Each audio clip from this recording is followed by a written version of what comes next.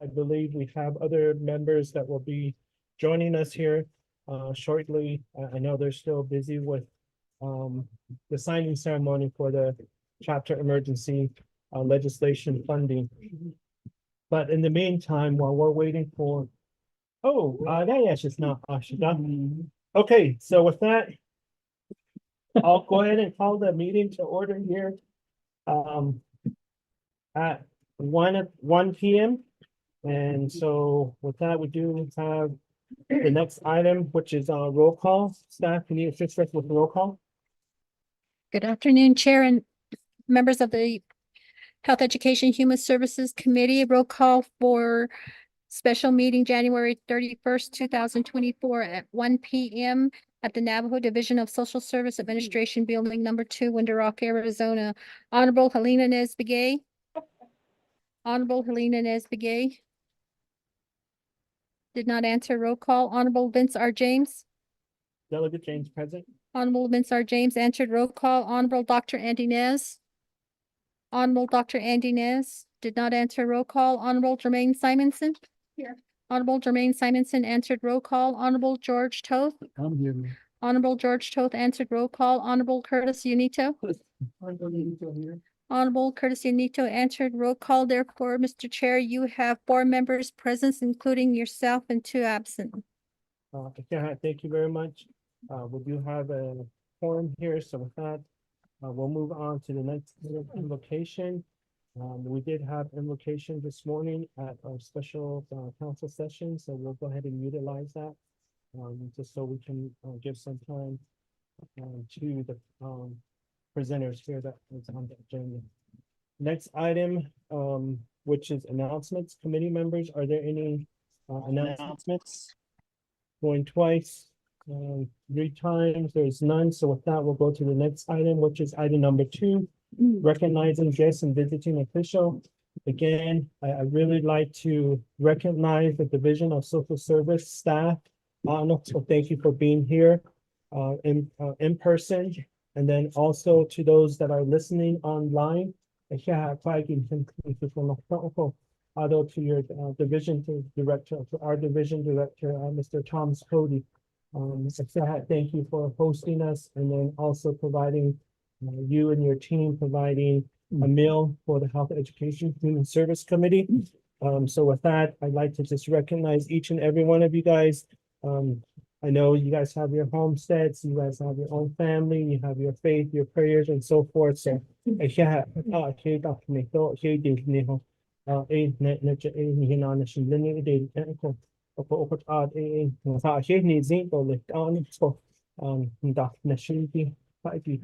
division social service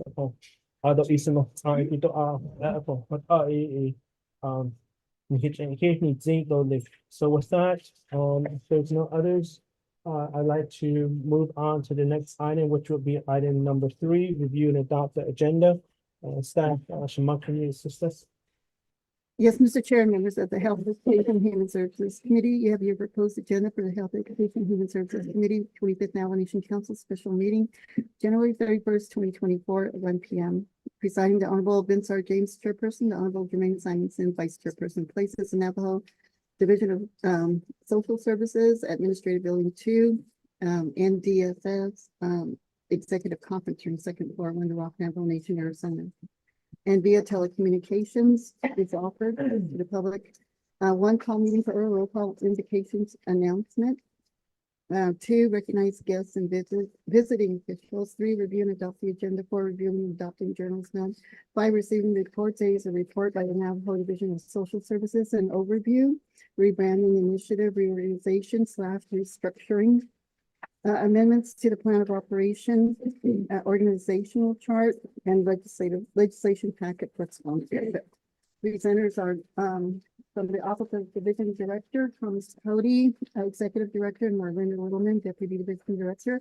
Also, departments are the Department of Child Care and Development, Department of Family Services, Navajo Indian Child Welfare Act Program, Department of Self-Reliance, Navajo Department Center for Children and Their Families, Navajo Development Disabilities Program, and Arizona Long-Term Care Services.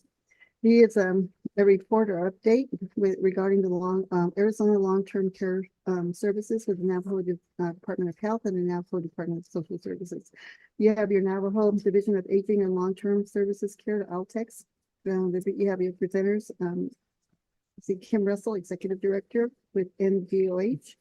Also, Anson Lewis, Health Service Administrator with NDOH. Also, the Navajo Division of Social Services regarding Disabilities Program presenter with Rita White, Program Manager. 6 old business none. 7 new business none. 8 is closed meeting announcements and adjourned day. Mr. Chair, you have your future meetings listed as is. Yeah, thank you very much, committee members. We do have the agenda before us, hard copy, and it was ready to the record. Do I have a motion? Committee member, motion made by Honorable Curtis Lenito. Second, Honorable Vice Chair Jermaine Simonson. Committee members, are there any corrections, deletions, add-ons on the agenda? Honorable Toth? Well, thank you, Chair.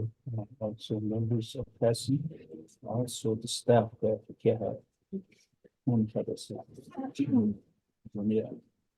Anyway, just want to say, want to probably add under new business.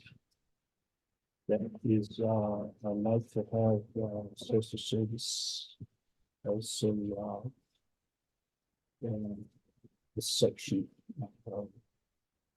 requesting to have a meeting that counselor, not counselor, overseeing there's some problems with community suicide eventually. And have some staff. See how we can assist the community like that. Behavior health too. There used to be an office eliminated about there's a lot of suicide. ADD community, which I thought should go on. That announced on yeah, I sort of have that probably 17 o'clock. ADD check. Okay, I have just now Honorable Toth. So with that, Honorable Yanito and Honorable Simonson has been a request from our colleague to add under new business of scheduling a visit and presentation at the whole Encino chapter. So when we get to that item, we'll discuss more into detail. So, okay. So any others, committee members, are there any other add-ons, deletions, corrections to the agenda? If there is none, we do have a motion. I'll call for a second reading and then do the roll call. Mr. Chair and members of the Health, Education, and Human Services Committee. The second reading is under number 7, new business. It's requested that the community of Ojo Encino chapter is inviting the Division of Social Services to their community, specifically to the Behavioral Health Office. And it entails regarding a suicide crisis and also for grief counseling. Mr. Chair. Thank you very much. With that, we have received the second reading. So with that, there's a motion made by Honorable Yanito, second by Honorable Vice Chair Jermaine Simonson, with an amendment to add on one item. Honorable Curtis Yanito, how do you vote? Green.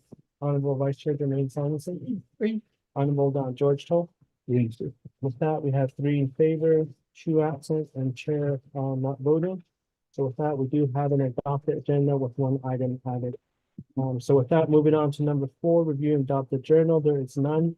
Number 5, we do have receiving report, but before I give the floor over to a division director, I'd like to the record that we do have 25th Now for Nation Council Speaker Crystalline Curley that joined us. For joining us, speaker here at Division of Social. Okay, thank you. Other than that, honorable. He's still an honorable. He was a leader before. He was a council delegate. So Division Director, Mr. Thomas Cody, I will provide you 20 minutes to present your presentation. If you need additional time at the end, if we have a consensus from the committee, we will go ahead and provide you that additional time. Other than that, of course, you know that if there is questions, then there's no times on questions and comments, so we can always go back and forth that way in that fashion if you wanted to express more as well, but per our standing committee rules, there is 20 minutes that we will provide you. So with that, the floor is yours, and you can go as you please. Okay, the floor is yours. Yes, Speaker, thank you for joining us. There's some Health Education Human Service Committee members, and then staff are joining us from the Oversight Committee, our Division of Social Services, and also Department of Health. We also have a Zoom link for our staff that can join the report that we're doing here. Because one of the things that I've always thought and heard was that staff the staff will put out data. So that's one of the things we wanted that we've been doing, is including the staff in all of our presentation and our work sessions. So that's what I want to express first. Although is the 20 minutes my presentation or all of the departments? That's overall. Overall, okay. So let me go start with real quickly. So the Office of Executive Director, we came in January. When you first walked in, there was only 4 staff out there when I walked into this building. There was about 6 of them that were here. But today you see there's a lot of staff up front. Where the Department of Family Services, they're rebuilding themselves. The Department of Personnel Management is also helping us because they're working with us to make sure that our people are brought into for employment. So David, Kim Russell, Division Director, thank you for joining us. Although Department of Family Services, they had a staff shortages, and then they're currently moving a lot of their dollars out into the community. When I first came in, I said there's a lot of money within Division of Social Services. We're moving those to the lowest level. That tab number 2, I'm sorry. Tab number 3. And then the other piece is the child care. We're restructuring child care to where we're reaching out to the families, relative care, kinship care, however you want to label it.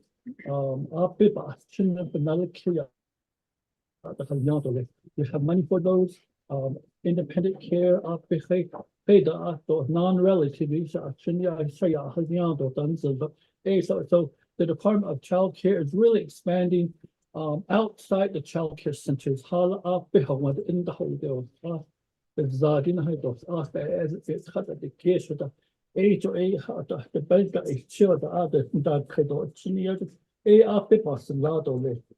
Although the Department of Self-Reliance, they actually do, all they were doing was working on giving payments to families, that they were bringing in the social service portion because there's trauma that those kids go through.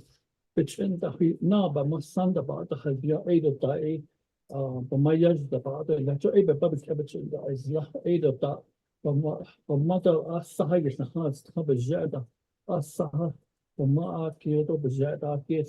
that's the trauma they go through. So our new department director is working on including that component, is dealing with the trauma that our kids and our families are going through. The Indian Child Welfare Act, as you all know, one of our child in the previous years hit the national level.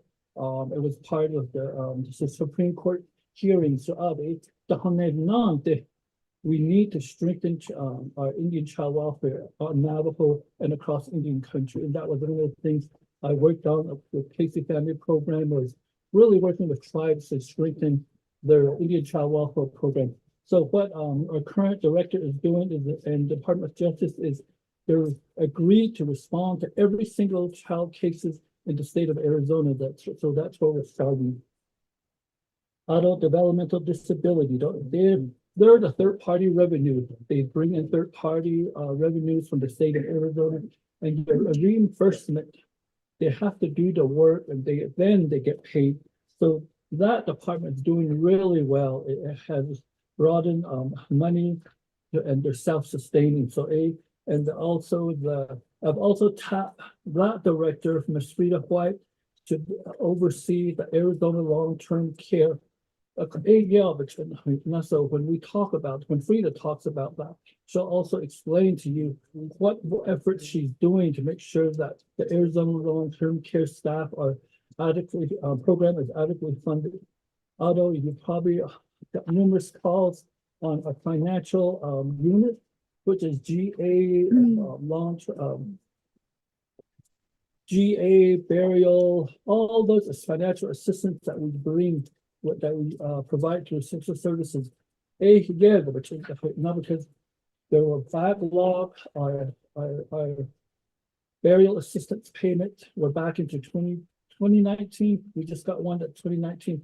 So what we did was we reached out to all the mortuaries.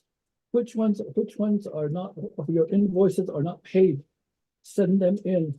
So even now, that's where they reach back into their invoices and they sent in all the invoices. So we're up to date. So thanks to Rachel Toledo, who is, I think she's back there.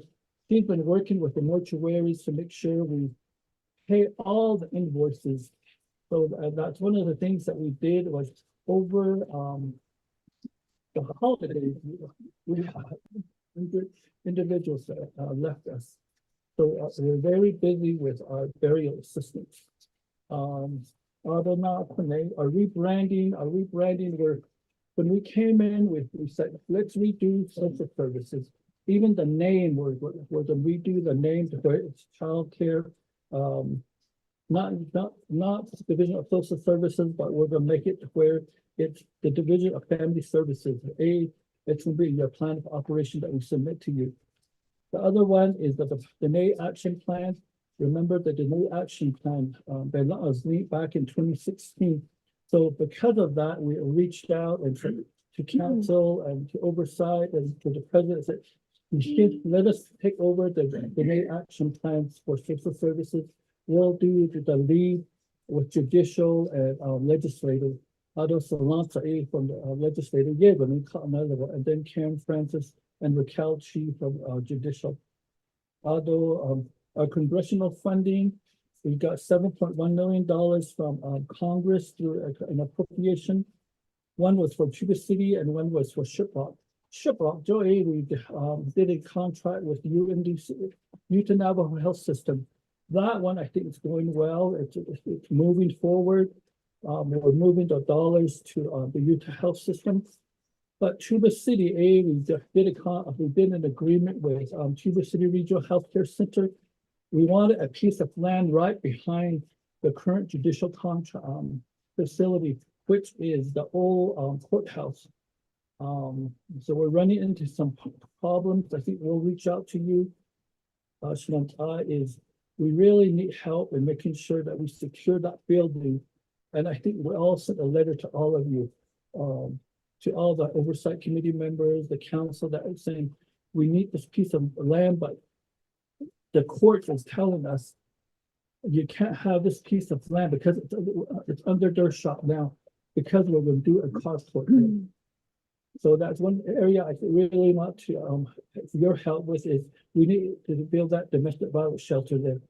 The other one is our Navajo family resource fairs. We've been reaching out to our urban relatives. One of the things I heard, I wasn't part of the Niagara Montoya campaign, but one of the areas that I heard listening in from the outside was a lot of our urban relatives.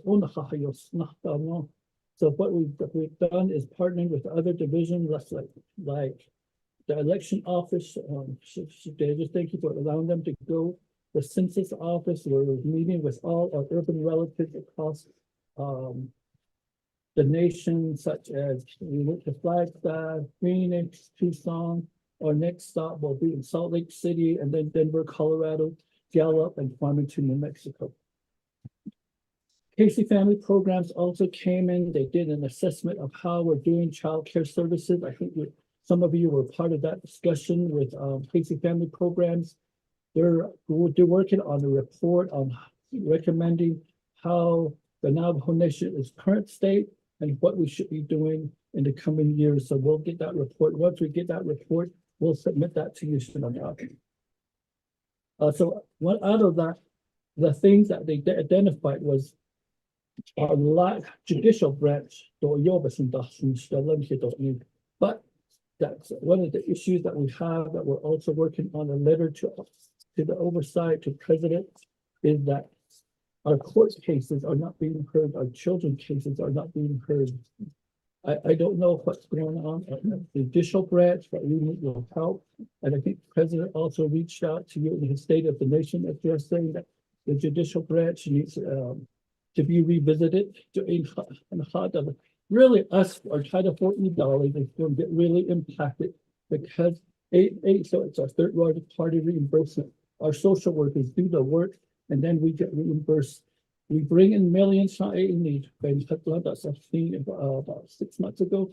That pot of money is going to be impacted if we don't get these children through the court case system.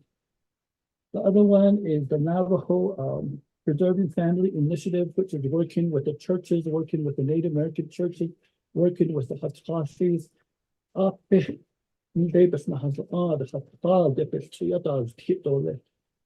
So what we're doing is providing some assistance, financial assistance, training, if they need trainings. This summer, they want to do a lot of youth conferences. The Native American churches, the regular churches, they want to do some youth conferences. So we're going to finance some youth conferences across the Navajo Nation. And that's using our domestic violence dollars, which is our family preservation dollars that we have. So that's what we're going to be using. Let's see, the next one, I'm going quite fast because I also want to give the other 6 directors time to do their presentation. The Navajo Housing Assistance Fund, we are currently funded 3 families. It's the process that the federal, the Treasury has put in place that we need to go get individuals qualified. So far, we only have 3 individuals that qualified. And then there was 15 more applications that will be approved this month. And then 199 were denied because people didn't have the necessary documents. But they'll come back, and once they get all the documents back together, they can come back to the system again. So they're also part of our family resource nights. So Gallup is the February 2nd. Denver, Colorado is the February 8th.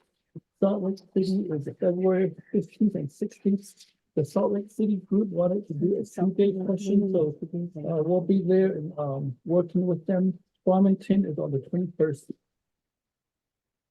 So that's the Family Assistance Fund. And then Public Law 102477 during one of my presentations to council, that was one initiative that we're working on. But that needs oversight and council approval. So we'll do a Navajo Nation 477 work session with you. Right now, all we want to do is do the programs that are under our Division of Social Services. I know there's a workforce development, but we'll leave them for now. It'll be up to council. Since you're the oversight committee member too, we'll leave that up to you. But in the meantime, we're just working on doing our programs to make sure that we would like for them to be a part of Public Law 477, which is basically a one master contract. We get all the money into a one contract. It sort of loses its identity, but we still need to deliver those services. So let's take, for example, childcare, we'll get the childcare dollars. But that childcare dollars will still be used within the childcare center. Other programs like a TANF, this is a way to where we get the money, but will still be using, but we can invest those dollars and get interest off those dollars for the Navajo Nation. So we have our consultant on the line, Ray B. Samilton, quite quick coma. Yeah, she's from the Bureau of Indian Affairs. She's helping us through this whole process. Operation Rainbow Bridge, which is our operation in Phoenix. We have a staff member there, Mary Reyna, who's sitting in the audience. She's our lead with Operation Rainbow Bridge. So far, we've brought 177 families home. We've located 10 missing individuals that were the missing relatives list. So that's Operation Rainbow Bridge, Shinanza. So that's my quick overview of the executive office. This is our executive office here. So this is where we're located at. Maybe we'll go on to the Child Care Development Fund. Deanna?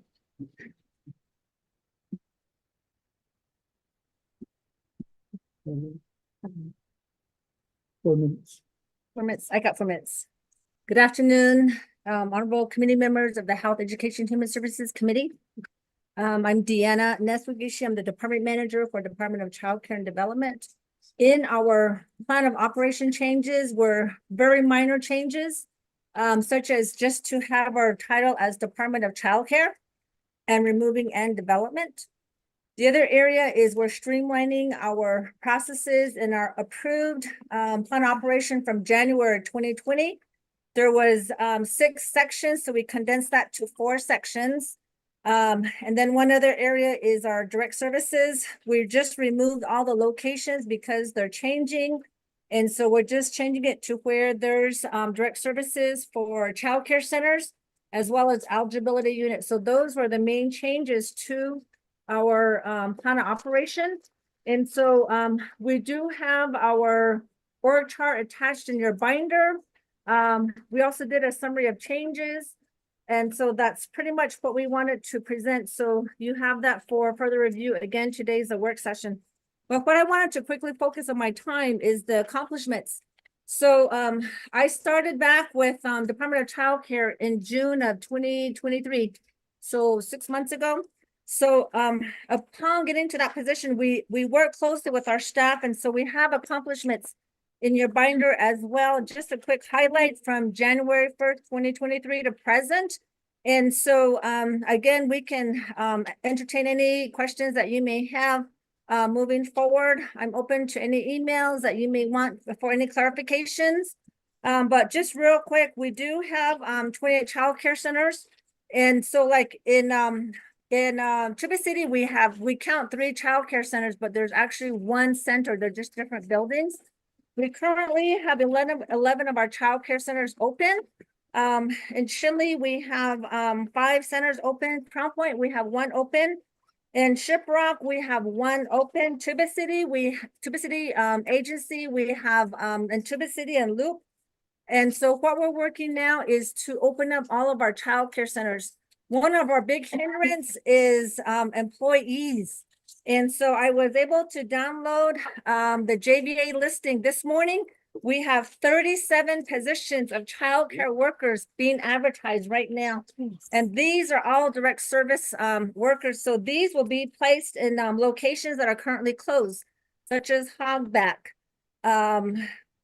Rough Rock, no more for Tuba City. So that is our focus, is let's get the personnel. So I'm grateful that President did the notice back in his executive order on January 8th to say there has to be a streamlined process because it takes at least 6 months to bring on a new employee. So I'm glad that executive order is in place. So we will start working with human resources to get our staff trained to do qualification assessments to move these quicker. So they have been making some positive changes with Department of Personnel Management. One example is the JVA. We used to wait for them to post it. So now it's an online portal and we send it right into Department of Personnel Management. So those are positive changes that have happened so far. We also have our maintenance team, and so they're on task to start working on the buildings that need to be open. Some of our childcare centers have some minor renovations that need to be done. But what we are running into right now is we're informed by our Department of Justice that we have to go through community development through capital improvement project to get these moving forward. And that's a hindrance. So there is a new manager there, Dwayne Wasita.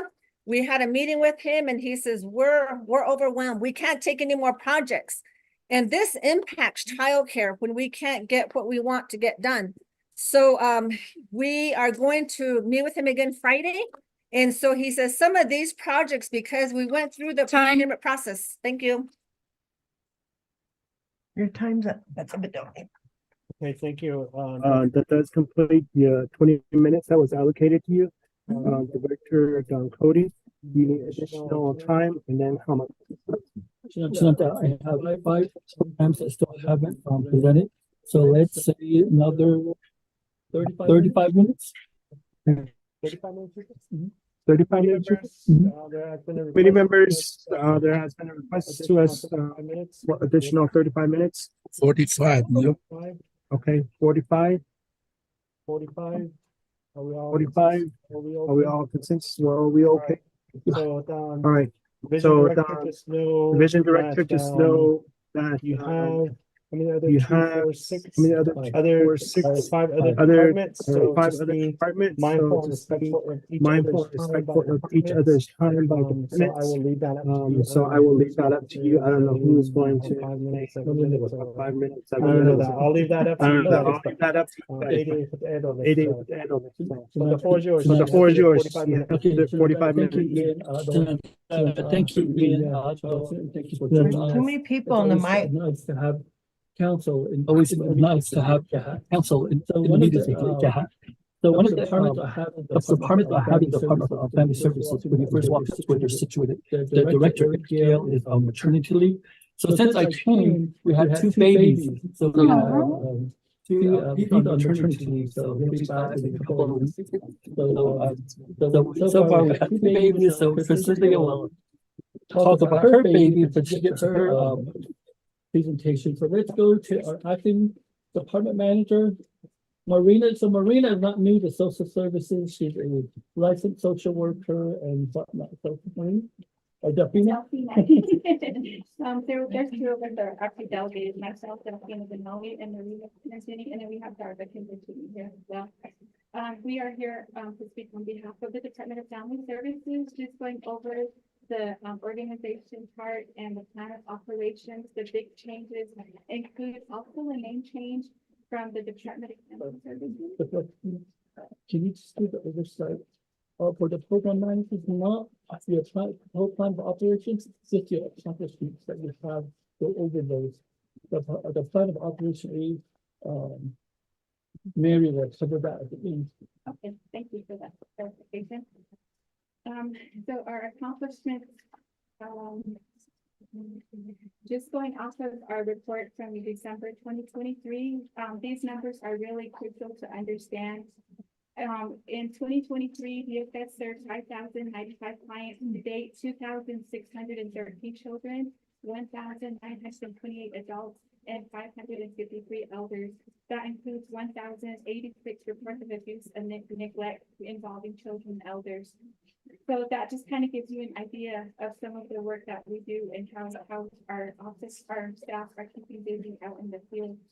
DFS paid out over 792,000 in one-time cash assistance to COVID and foster care. And if you look down at number 9, we did a second disbursement of that for that same assistance. So that one was in the amount of 700,944,000. DFS met with Hopi Social Services for collaboration on improving services across jurisdictions. Those conversations will continue throughout the year. DFS submitted grant proposal, as Mr. Cody mentioned, regarding the Health Resources Services Administration for construction of 2 domestic violence shelters.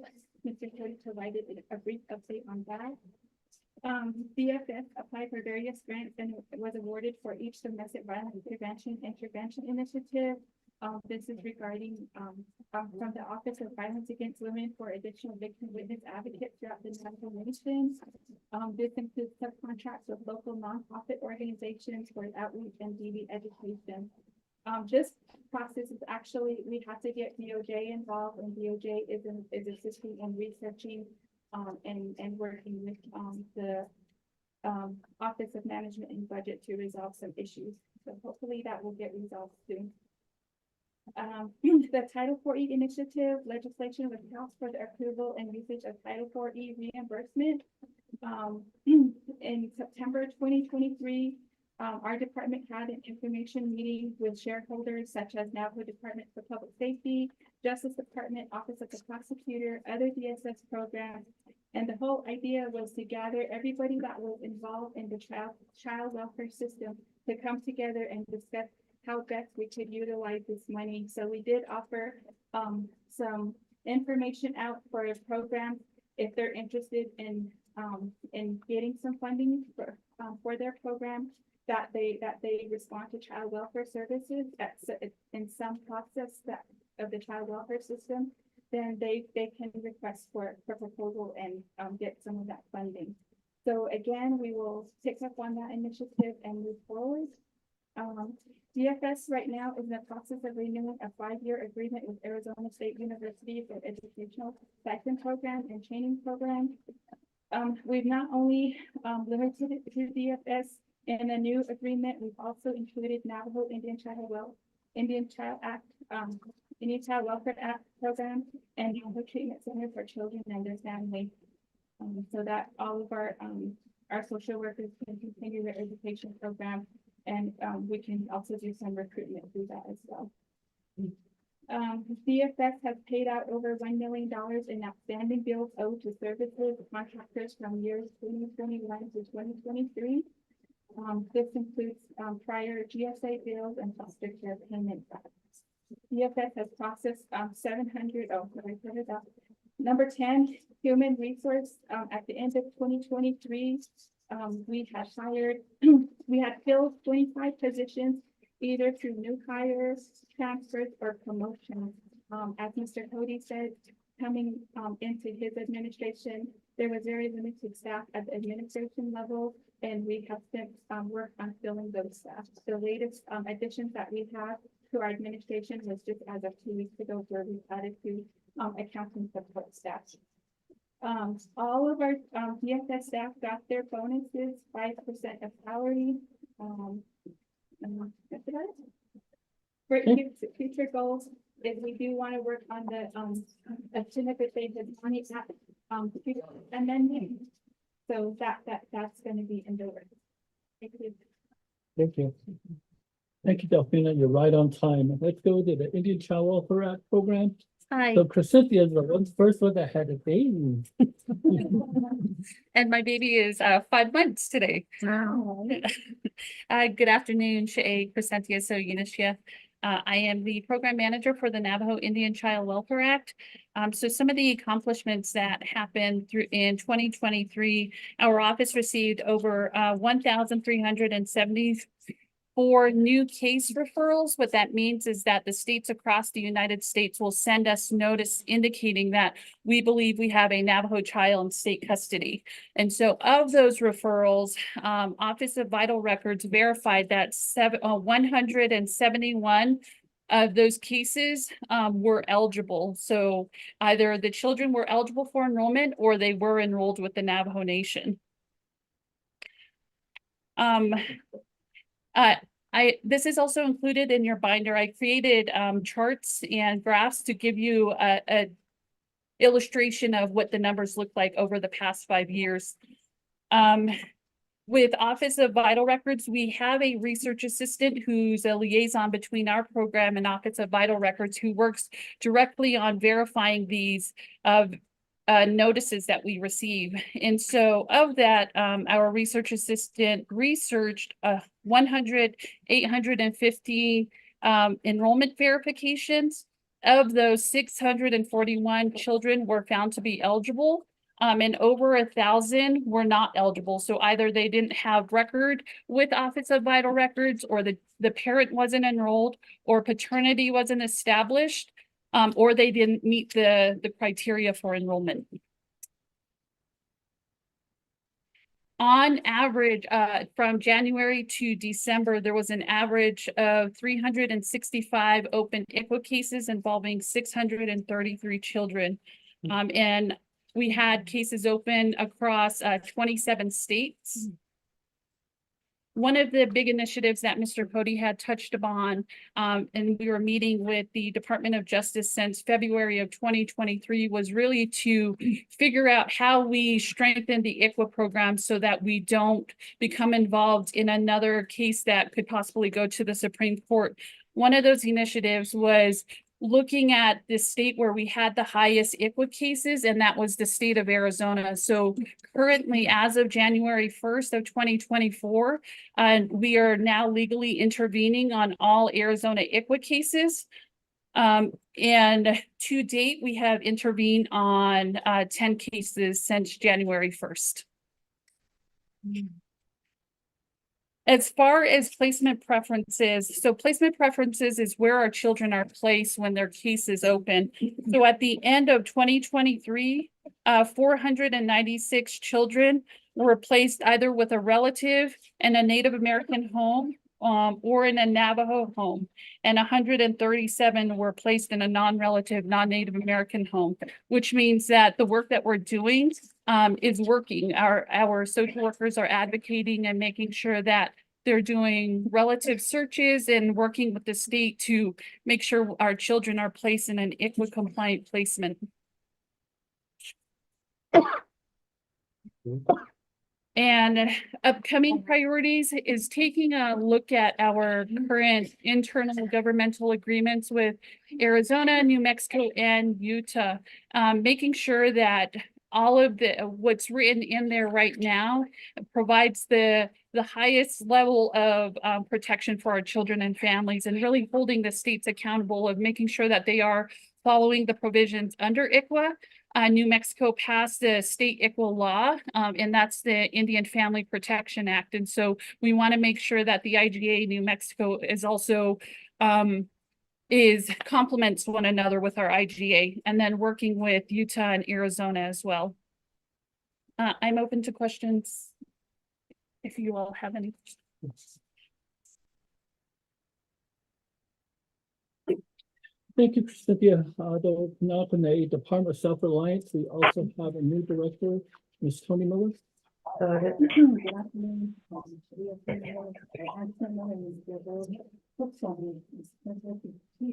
Speak up.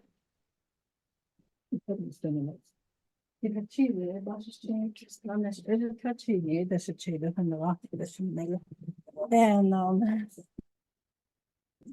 we're Department of Self-Reliance.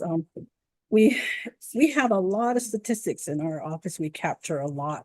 So if you ever have any questions about what kind of services we provide, I didn't include this in our packet, but we have like pages and pages of statistics, and I could pass this around so you guys could get a look at it and see what kind of statistics that we collect. So if you want to just look over what statistics we have, then you know, you're very welcome to look at it. But for the month of October, we had. I'm sorry. Just take your bag here. I don't know if it has a EpiPen in it. Just take the whole bag. She have everything? I don't know what she has. She usually has an EpiPen. Yeah, she does. I think she does something. I think she's. There's pineapple. She's allergic to pineapple. Allergic to pineapple. I'm sorry, you may begin. I'm all rattled now. I don't- Hold on, Chair. We don't have Awesome. copies. Do you need copies? That's just an example of the statistics we collect. So if you guys want to look at this and you're very welcome to come to our office so we can show you. We do, a lot of this is federal data that we collect. So we have a lot of statistics. For the month of October, we served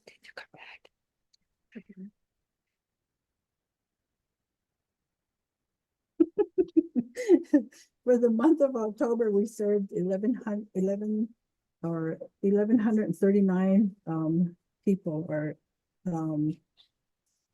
I can't catch my breath. I'm sorry. We had customers, or the total customers that we had was 1,943. We can break that down into children. We can break that down into grandparents that provide these services to the children. But we spent 1.3 million on assistance to our customers in October. For November, that was October 2023. For November 2023, it was 1.2 million. And December, it was 1.3 million.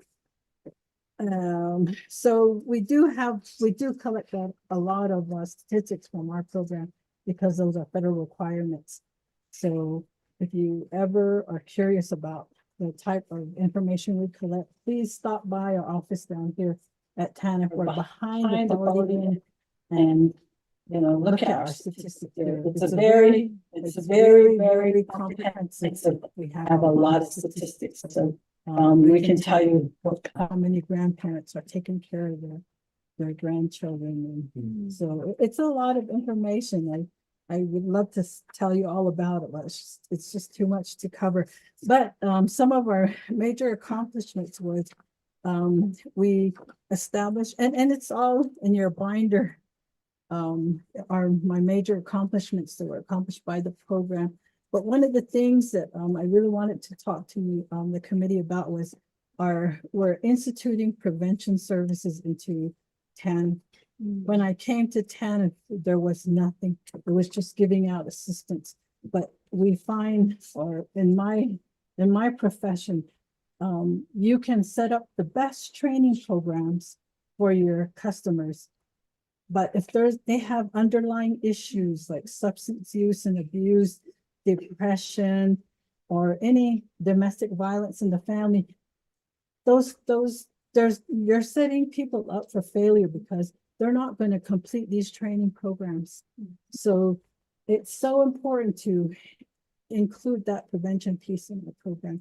So we have, and if you look at our organizational chart, it's in there, the prevention. But that's one of the major things that we're working on down at TANF. Other than that, there's so much that goes on there. Like I said, if you look at our statistics, you'll see all the things that go on there. And if you ever have questions about what we do there, please stop by our office. Where, like I said, we're behind Quality Inn or one of those big buildings next to DBMHS. I invite you to stop by. But we're located all over the reservation. We have offices in Gallup, Crown Point, Farmington, Chinle, Kienta, Tuba City, and then we have our Window Rock office here. So don't hesitate to come by. We'll sit down and we'll tell you all about our program. Yeah, it's Tony. Tony, she's been here about 4 months. About 4 months also, she's new to our program. Let's go on to the Navajo Treatment Center for Children and their Families. He's brand new to the program. Tony was a director there, and then Anthony was part of her staff. So we just promoted Anthony to the program director, manager. Honestly, division staff, and then one engineer is a chini, the schnitt cut is Zani, was a chin on the stairs to chini. That's a chi, but I need a Chanel. Although I'm a program manager for the Navajo Treatment Center for Children, their families. We we've serviced about 1,490 family members within the past year. That's about as average we can get to reach with people dealing with traumatic issues or maybe substance abuse, and then we provide counseling for them. So your sheet says 2024. That's a typo. It should be 2023. And then we provide also traditional services, meaning we provide ceremonies for our clients. Nahaga de Inzanido, Sodazinshado, and I know that our relatives don't have funds for these things too, so that's where we provide that assistance for them. And mostly it's answered in the traumatic issues with maybe starting off with a diagnosis, and that 250 is not enough. Inflation and the cost of living has gone up, so we're gonna move that 250 to 350. And we do also provide media or prevention services through the radio, auto radio forms. We do mental health and social ill topics and trying to help our relatives to take care of themselves, help themselves, and also educate them on our different programs that are out here. So mostly KTNN, KGAK, KNDN. I know that we're not reaching our younger folks. What kind of media services do we have to utilize? So I hope that we can get to like be on Facebook, and then like DBMHS does and so forth. So maybe we can piggyback with them and do those things too. And then also we've been participating in the community outreach as far as the resource nights at these places. And we've always been there up front with the community, trying to tell them about our program. And then we take the lead in the suicide surveillance prevention task group under the Net Action Plan, and where we have incorporated the traditional component again to aid. It seems like that's who we need to reach out to, and trying to educate them on the DAP, and then also asking them for their assistance. No, yeah. That's what our task group is trying to do under the suicide surveillance task group. And we have Honorable Sherilyn Yazi as a participant in our group. Meets and though we respect of her to be a part of that task group. We also are trying to establish our programs with offices. We're renting from different organizations, and seems like that's where some of the money goes. But maybe put a modular building somewhere, and that's where we're starting off with Crown Point. Some offices are already like that. I think Tuba City is like that, and then Fort Defiance is like that. But we need to establish some of those areas. Like a home environment setting, maybe a modular building for the modern necessities. I think that's a treatment setting that we can have. Just wanted to let you know that that's what we're wanting. Operation Rainbow Bridge. That you guys need to be down there helping our relatives as far as case management. Maybe we have to provide transportation, or maybe they want further treatment. So we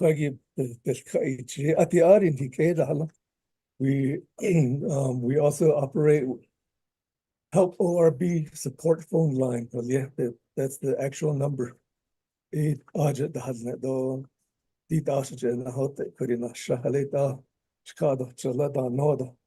And then a lot of them are, some of them, they utilize aquadine hit net and linigi. Aquadigin. Yeah, she's not so. Thank you, thank you, Secretary Anthony. Let's go next to developmental disability. This is where Ms. Frida White that runs that particular successful reimbursement program. Ja, det är sant. She Frida White in a she. Tco Glyn is lent as a flana bushes chin. Last year, the she do as she and the Chanel. I see now shaggy aids if they'll hunt up a lajarahi audit you should kit. So welcome everyone. And then also hello to all the staff that are joining on the live feed, and then to our guests and everyone else in the audience. Thank you for being here. I'm the program manager for the Developmental Disability Program. Like Mr. Cody said, we're a very successful program in that we run our cost reimbursement case management process very efficiently. We get a lot of support from the state of Arizona to run the services that we do. We do case management all across the Navajo Nation. The primary objective and the primary target population for the program are those that have developmental disabilities. And the 5 categories that we work with are autism, cerebral palsy, epilepsy, cognitive and intellectual disability, and newly added in 2022 by the state legislature is Down syndrome. So those are the only 5 diagnoses that this particular program works with. We also render services in by way of what we call home and community-based services, which we acronym to HCBS services. We also do, along with the HCBS services, it's also services such as attendant care, habilitation, respite, in some cases, residential placements, group homes, medical group homes, and skilled nursing facilities. So that's the type of program, just a basic overview of what the program kind of covers. Some of our accomplishments, as you probably have in front of you, we are a 100% paperless program. We don't use really much paper. I did have to gather paper to print these for you guys today. So we do everything electronic forms, electronic signatures. I think I shared this with you guys when we met at Twin Arrows for a session 2 as well. So that continues to be successful. We've successfully launched, at that time I did say that we were proposing to launch a offline editing software. We've successfully done that. So now what that means is we don't have to have an internet connection or any type of internet connection while we're doing these assessments out in the field. We do the assessments out in the field, come back to the office, dock our workstation, and it automatically uploads into the system. So we've successfully launched that. The one thing that we haven't really quite accomplished yet is finding the proper PIN to sign these documents. Our members are still signing using the mouse pad or using a finger signing. So we haven't found the correct software to merge a PIN to use on our equipment. So that's the only thing that we're struggling at this point. The other things that we're doing really good at, we're going to all of the outreaches like I think the other programs have shared. So we've been at all the community outreaches, providing technical assistance to community members that ask questions about the DDD program. And that goes as well for the Altex program too as well. Some of the other accomplishments, we've successfully completed our corrective action plan as a result of our 2021 audit. So based on that, we've met full compliance. We were released at the end of December from that cap. So we've successfully completed that. The other thing that the program has successfully done in September of 2023 is that we renegotiated our 5-year IGA agreement. So we're set until 2028. So we're good on that. The other thing that the program has also successfully done is turned in our FY 2025 proposed budget. So we're working on possibly getting another case management rate increase for the program. So just an overall high-level overview of that particular program. So I'll go ahead and switch over to the Altex program. So the same thing with that program. I was assigned leadership of that program the beginning of November of 2023. Since then, we've done some assessments of the programs. We've discussed some of the needs and some of the struggles of that program, which I've shared with HES in our meeting on January 8th, as well as on January 16th. As far as working forward, I believe that we have some another report at the end of this conclusion of the social services report.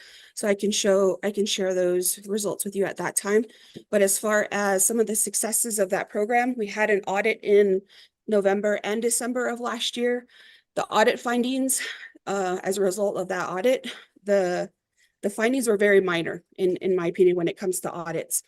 Some of the case documentation needs some minor adjustments and minor corrections, but overall, the feedback from the tribal Altex team has been that the audit went very well and that the scores are relatively high when it comes to that. We have not received the final report of that audit at this time, so we're pending that to make our future corrective action plan. And that concludes my report. Thank you. Yes, and Frida, let's go to Mary, your kind of operation. So Chantal, from what we did an assessment for a year with the new program directors, they've also did their own assessment. So what we would like to do is we change our plan of operation. I think we're ready whenever we can present that today, or do you want to do it another time? How many minutes today? 18. You have 18 Okay. minutes. Let's do- So Well- I would recommend that you present it today and then from there find out who your sponsor is going to be to draft legislation. That's exactly what I wanted to do. So what we did was we did an assessment. Mary, can you? Mhm. Okay. So as they're setting up Chantal, we went through every single program off base. So all I did was Marlene, I did was we appointed Mary on just how you would like your program to run. So Mary also worked with Marlinda, Marlinda to also work on our plan of operation at the executive office. So I didn't really have a part of it. I just reviewed what they were doing. So the plan of operation 8, what I really wanted them to do was take ownership on here. You know your programs, the people the individuals that work for you know how their program works. So that's what we did. So Mary was the lead in our plan of operation development. So let me turn, let me turn it over to her. What she'll do is the current structure, and then the proposed changes in the 7 departments that we have. Mary? Okay. Really quickly. Yeah. Mr. Cody, if you can just go over the proposed changes. Just get to the point. And, because as committee, we're gonna be over and over. And then once legislation is dropped, we're gonna be presented the same information, and be read into the records again at that same time. You and your staff know better what programs and what are needed to make those as accommodations and to provide those services to our NAFTA people throughout the nation. So with that, this is not the only time you'll be able to provide this information. Eventually, it's going to be asked of you to provide it several times. And then, of course, once it's attached to the legislation, then we'll be reviewing it and looking at it and get hard copies, email copies of it, read into the record, word by word, and to scratch out all of that's going to be done at that point as well. So, I'm not sure how it so, and then from there we can identify who can be the sponsor. Could be all of them. Okay, thank you, Chantal. So Mary, just go over the summary of changes, ideas. Okay. Good afternoon, everyone. Share Mary Dishchini, Rana Yanashia, Sena, Bethany Dishla, Mundish Gish, Bushes Chin, Twittachini, Dashache, Hanagakna Dashanella. Thank you for being here today. Thank you for your time. I'll quickly go over this. So with our division goals, this focuses on the rebranding that we're doing as a division. One voice, one vision, one team. So everyone that presented today's have been able to focus their program direction and organizational charts to reflect this change. Next slide. This is probably one of the major highlights that you're gonna see within the changes of the organizational charts going forward. What we had seen is that a lot of these sections here were worded either differently or were put in different programs, and some didn't have them, some had them. So we put them under these 4 sections. So the admin support section entails these duties, and these are the positions that are going to be under there, or the duties. That quality assurance, that's what they accomplish, and these 3 sections will be under the quality assurance and so forth. And another thing we did here was with the name changes to continue with the consistency. We're replacing policy with legislative. So everything across the board with all of the organizational charts will reflect legislative rather than policy. And the same as so with accounting and finance. So going into starting with the Division of Social Services. Next slide. This is one area that was touched on already, the proposed name change, the Division of Children and Family Services. And that's what the organizational chart will look like. Under the respective tabs that you have for each program, you're going to see the accomplishments of each program. It's going to be followed by the current org chart. This is the new one. So as you can see here are the 4 sections that we just talked about. Next slide. This is under tab 10. Tab 10 has the proposed changes and the proposed organizational chart. So under tab 10, you'll see the edited version of what we just saw in the slide prior. So these are some of the proposed changes. What you see on the left is what it is currently, and what you see on the right are the proposed changes. So what you'll see in the plan of operations for the Division of Social Services is the name change, and that'll be throughout the document. It's also going to reflect the name changes of all the departments and programs within DSS. And as I mentioned before, it streamlines the sections, and it also changes the responsibilities of those sections. So going into Department of Child Care, again, the proposed change, which Ms. Neswa-Gishi had gone through, the Department of Child Care, they took off and development. So this is what we're looking at going forward. With the organizational charts, what you'll also see is that we replaced, for consistency across the board, what you'll see with all the organizational charts there are no positions listed. Rather, it's kind of very general. So it's just administration. And again, those 4 sections, because they have facilities maintenance, and it goes down to these 3 sections here for direct services. Again, the proposed changes on the right. And of course, Deanna and managers, if there's anything in particular you want to pinpoint so that you need to elaborate on, go ahead and jump in, okay? So those are some of the proposed changes, as they are the experts to exactly what these mean. Is there anything here, Deanna, that you want to highlight? Yes, just real quick. Where you see number 2, income is being deleted to just eligible parents. We updated our child care tribal plan. We submitted it in the ACF, or federally funded, in the CAR system. And so with our new amendment, we're taking out where it's income based right now with our poverty level. And we're using the 85% state percentile in this area. So anyone who needs childcare right now, as of today, they have to meet the income requirement. Now, the only eligibility is going to be the child has to be Navajo, living on the Navajo Nation. But we also serve families that, like in Gallup, Farmington, Flagstaff. Those individuals will have to follow the income guideline for that area. So that's where there's a big change in our new proposed plan. Any day we're waiting for our plan to get amended. Thank you. Thank you, Deanna. Okay, next slide. So going on to the Department of Family Services, the proposed name change to the Department of Child Wellbeing. Again, you'll see the 3 sections here. They do not have a maintenance section or laborer, so they only have 3 sections. Here are their 3 sections broken up. Okay, next slide. The proposed name changes that you'll see throughout the plan of operations is the Department for Child Wellbeing will be changed from the Department of Family Services. All the organizational changes will include the administrative unit for 3 sections, direct services unit by 5 sections, the field offices and the sub offices. So it's changed from here to that, again, for the simplification purposes of the organizational chart and the consistency and flow across the division.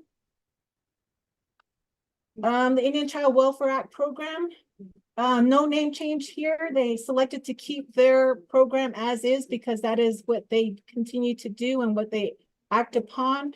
Very simple, again, their organizational chart. Their summary of changes, the proposed changes.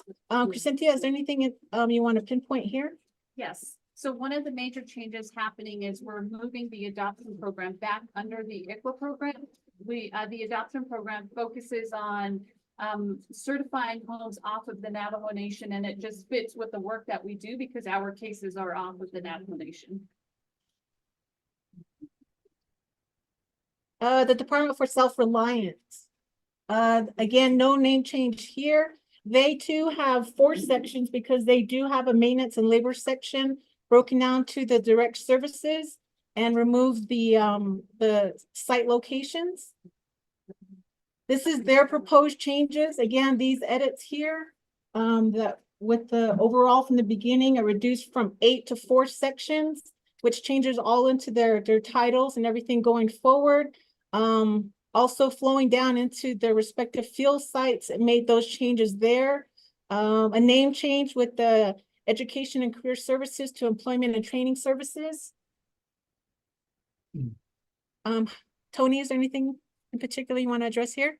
Just real quick, under 2A, we had we used to years ago, the Family Assistance Services was transferred to TANF program.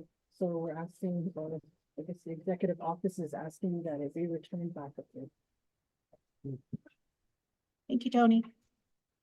Navajo Treatment Center for Children and their Families. Simple name change here. They're going to remove there. And it's just going to be the Navajo Treatment Center for Children and their Families.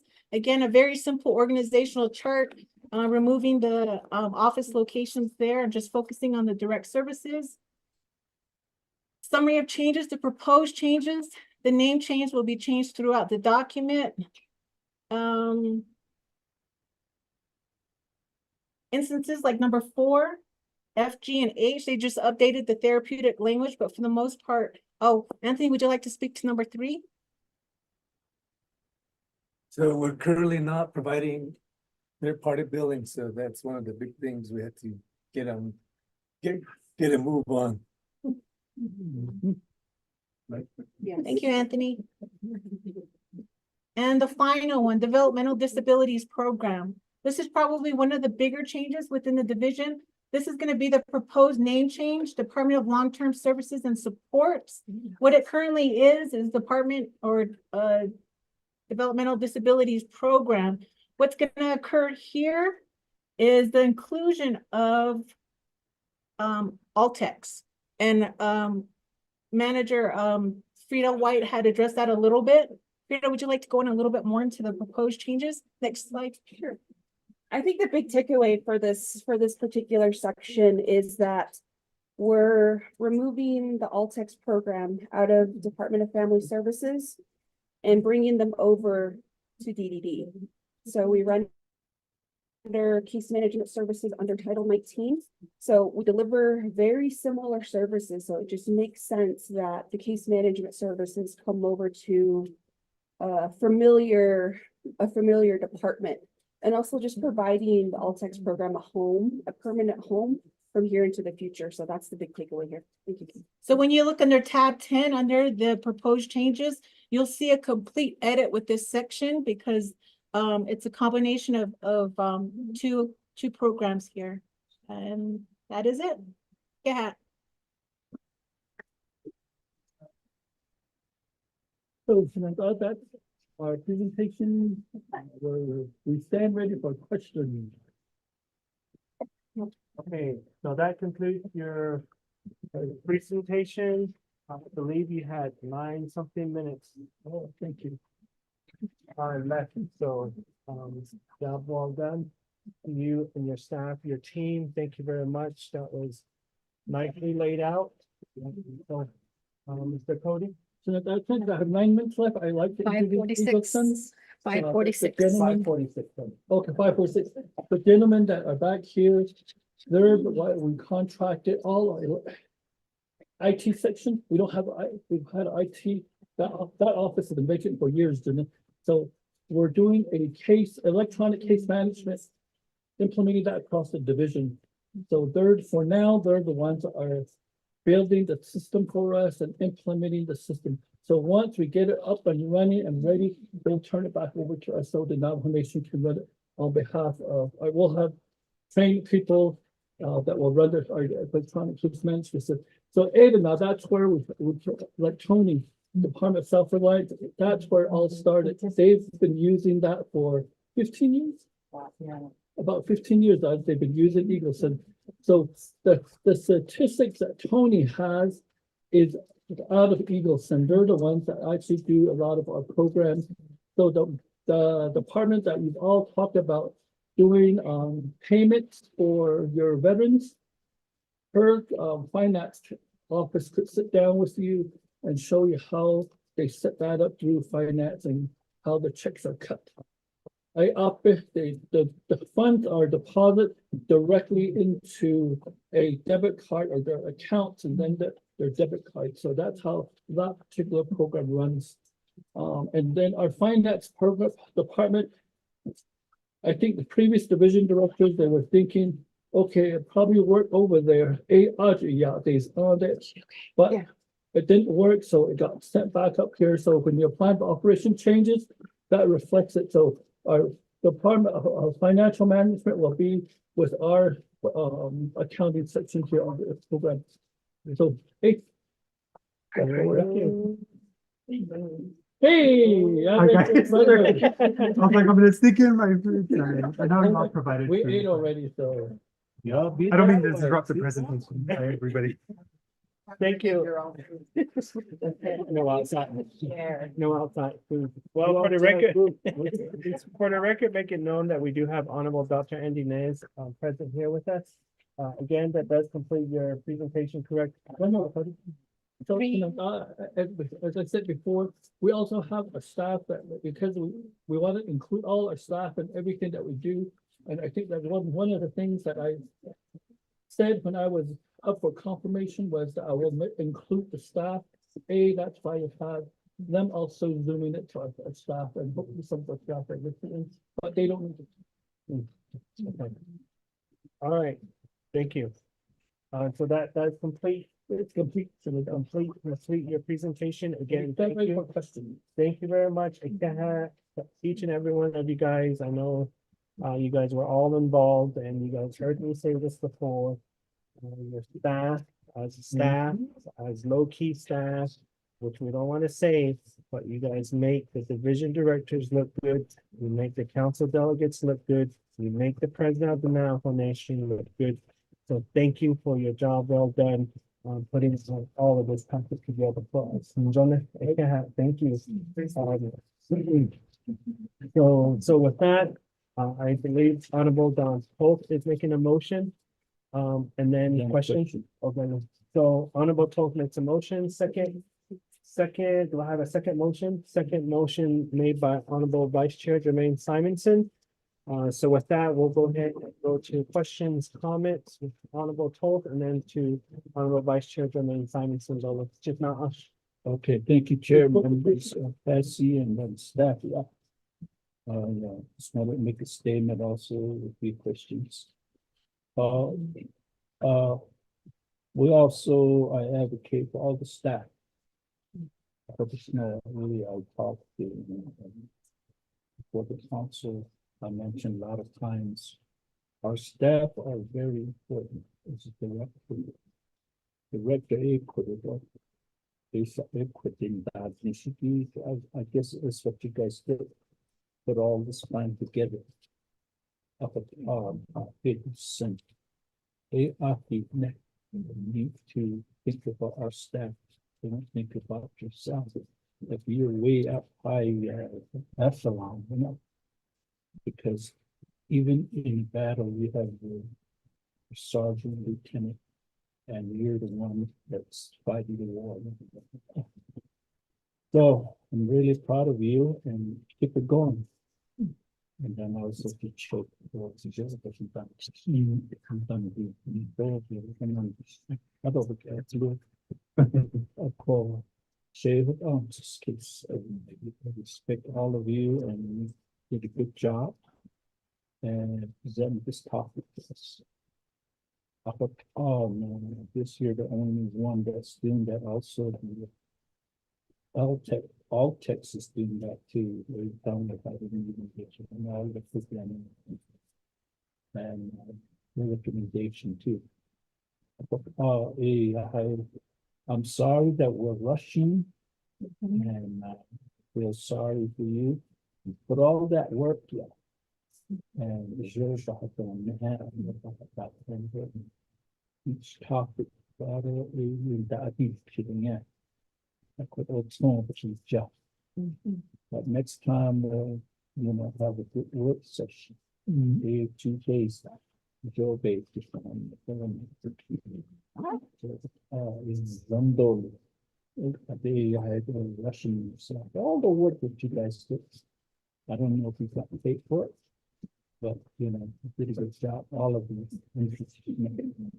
Of course, although my other concern is some of these programs will go back to the agency and try to advocate.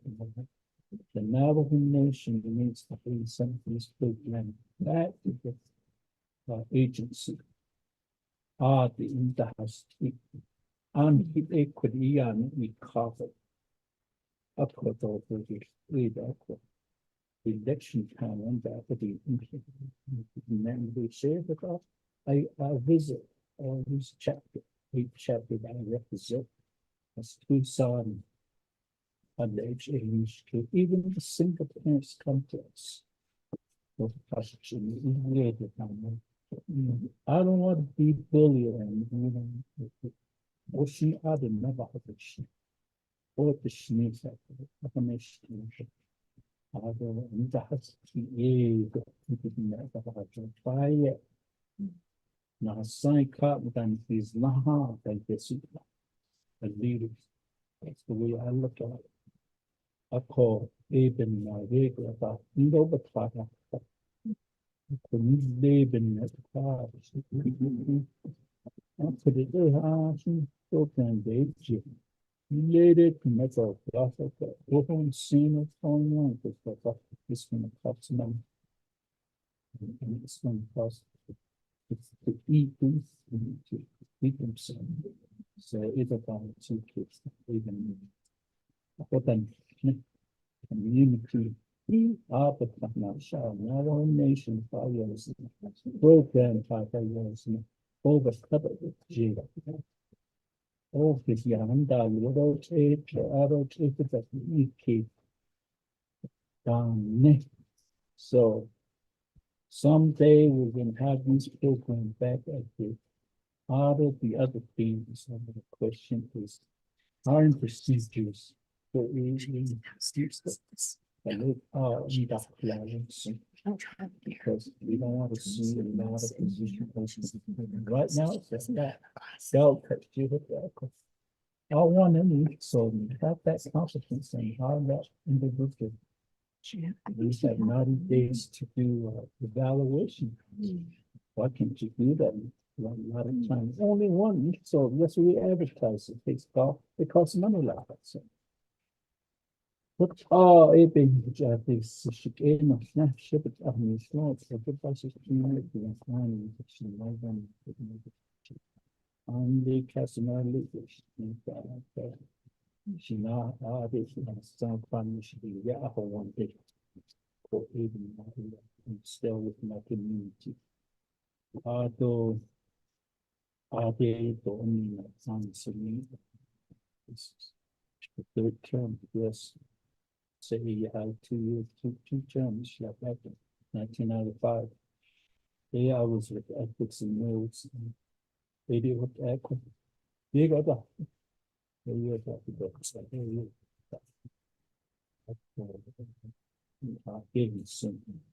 But let's go back and think about, a lot of programs. I know we have problems with building that office space. And they come from the agency. One restaurant, and sometimes it's closed. A lot of people help with it. Even we have pizza. Any other we got Sunday. So even we used to have a senior center at Crown Point. A lot of people go out there for their appointment, and they go to the Crown Point Senior Center to feed themselves. So those are big areas. The other one I'll talk about is the behavioral health and the so I don't mean to take all this time and shoot on it, I'm just case so thank you very much. Thank you, Chair. Oh, thank you. Honorable Vice Chair, do you have any assignments? Thank you, Chair James, although I should have a certain goal, some of those three, but sometimes I'm the although, the Irish in the spot, although she bought something they go. I'll let her, Joe, keeping that part of the one that she was on. Of the whole, so the neck on self case. Shouldn't know second that. Avec un jour pour cardi, j'avais chine sans toi, avec un car. Pour shift ne jondo shift yati. Ado, Pado, there's a chain Mr. Tolton in it. So, related that in niche. For the kind of the fleet and date, but Tajago, the initiative, own card of a yosna. They in the rocket, Ashur lost cotton clan stuff, though they can't the Nita. The Patel or yet Francis case over the old Don Coffee people on the chin the hospital. Check they need Nisha no. Okay, over Nita. There were 8 social service fee, about 8 the arts for it. Okay, how they tell are the division director, the cotton chocolate also. The program manager put their own part of the nose in. But then he's written the husband, his own take it, the teeth of the no get up. Okay, all Francis case, and later, then that the Sani or you big niche of the whole other preaching, then that part of Pato, Jing or you, Chen, the high scale, a home, the thing about dinner at that. Off with the big ego had off with the now you focus had now, but else should say no what it else should say no weakness. But needle of whole so it's out to these so now so off with the big ego, which is say that's the whole age in fun job and should be over about things and the way it initially although I'm saying this from the perspective of being a mental health person. And I've mentioned before, I spent 20 years in mental and behavioral health, and that vicarious trauma is real. So I'm pretty sure you talked about it during your division meetings. And how do you take care of your staff when you're way out there in the field? They are the frontline workers when they hear day in, day out people's problems and issues and concerns. Some really, really traumatic experiences, and so how do we help take care of our own employees, their mental health? The she's got so how do we take care of them? So those are just thoughts that I have, and I hope that some of your employees out there are listening throughout Navajo land. And I think of you, and I think the more that we can support our own, staff here too, That's just really important. So I really appreciate all the work that went into, it looks like simplifying the programs and looking toward the future. Also, I'd like to just kind of see how we could do sort of more a wraparound. How could we include more of our Navajo Nation programs and services? Coming into the Navajo Nation, I just see how people set themselves up like islands and they just kind of operate solo. And this is our shop. This is what we do. I don't know what those guys do, you know, go ask them. So it would just be really neat if there was a way that you could all be connected somehow. Slaves from like Dodie, you know, they are in contact with a lot of children and their education and where they should have data to see where children are really, you know, having an impact in terms of mental behavioral health. And then how could, you know, the services here address that, you know, with your court services, your court programs, your domestic violence cases, child abuse cases, how do they come around? And I just see a lot of other outside programs like fatherhood programs, strengthening the fathers, or they have all these names. And I know there's like John Hopkins, there's all these different maybe nonprofit and other services that provide programming. And how are we connected with all of them so that we could use them as a referral resource as well and get people help soon and let's utilize all the services that we can get. There's you know, childhood, I think first things first programs, there's all kinds of programs, and how do we collaborate? How do we really work together and make the most out of all the resources that we have? And so, and just really help all of our families. And there's NDOH here and, you know, all the different programs. So I would like to see that at a bigger level. And perhaps that's something that staff could take a look at. And how do we pull in all of these players? I know you're already meeting with some of the different divisions and programs and departments. So that's just something I think about. And I really like the Navajo or the treatment for children and their families, and your use of really trying to use traditional medicine and those resources. But what I've noticed out in the community also is, and you might already be doing this, but I really would like to see an increase, just more education to families. You probably out there and recognize that you have a lot of young families and they don't know the protocol procedure on how to contact even like a medicine person.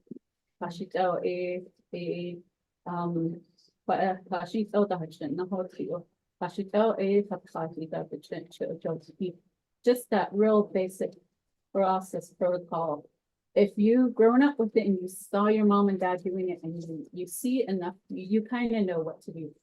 But if there's probably a lot of families that didn't have that, but they want to use that, but they don't know what to do. You know, how do I come to a medicine person? What is the protocol? What is the etiquette? Even down to that real basic level. And then I saw Mr.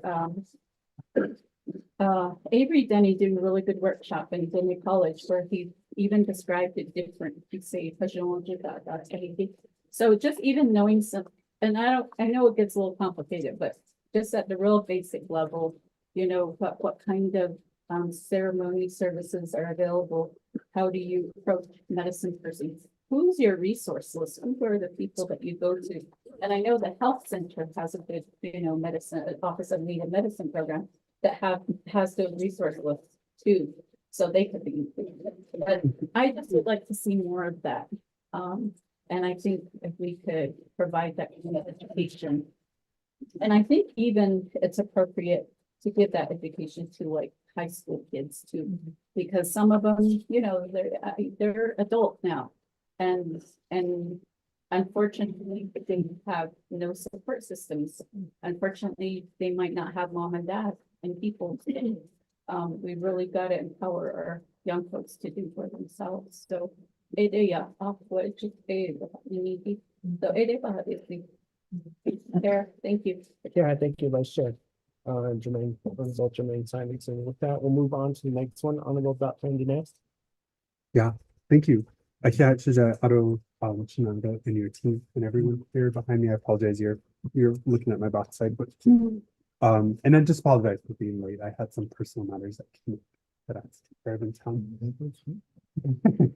And so I just have some immediate questions. So I was listening on the call, and I know you have your proposed plan of operations. So my first question goes to Navajo Division for Children and Family Services, Department of Child Care. So on here, if I heard correctly, that it would no longer be income related for parents, so that they get childcare, which I like. I know sometimes eligibility criteria for any support on Navajo is often negates our families who need it most too. And I always imagine Department of Education, their auditorium. I'm like, hey, that's a space. Why can't you do like something Navajo Nation related where you can, our employees can drop their kids off there. So if that's the case, I think there's going to be an increase in the number of need. My worry is that there's still no facilities. And as you know, Mr. Cody and your team, we've been trying to open the one just north of Social Science. And we're approaching a year. And as I reflected on my first year, I made a note of everything that we've been working on. And I'm like, okay, this year I'm going to begin to use the rhetoric of last year and then say it. Last year is this. Things I think could move a little more progressive, especially if the facility is available, and just working to get that. I don't know what the case may be. I know it's a partnership between Head Start as well as early childhood. But at the end of the day, it's supporting our kids and it's supporting our families. And if you're going to rebrand, I think that's something that you just need to capitalize on with your team. The other question I have is on self-reliance. So I know that we have a chronic tardiness with students. And I questioned this, I believe, at the orientation, and it wasn't part of the criteria. But if there's a way where we can also hold our parents and others accountable for our students who are attending schools. Because what we've learned in the past, unfortunately, is that, and we get it, I don't know everyone's situation at home, I understand that exists, but, sometimes parents get creative, and it's unfortunate. And one example I have is when you're tardy or when you miss school for 10 consecutive days in Arizona, then you get dropped. But what parents do is send their child in on the 10th day, and then they keep them home for 9 days, and then they send them back again, just so that they're able to get services. So I don't know what that's like. This was, years past, and that's something that I brought to Self-Reliance, is if they're a caseworker that goes and works with families to ensure our kids are also being supported. And as a former teacher, I get it. Things are beyond our control sometimes at home, but just to ensure that our children are also getting some valid education there. And then the other thing that I made note of is I think as Shimon did to go out in our communities, and we do our best to inform like our relatives in Upper District 18 that these services exist, and they'll share some of their concerns and issues.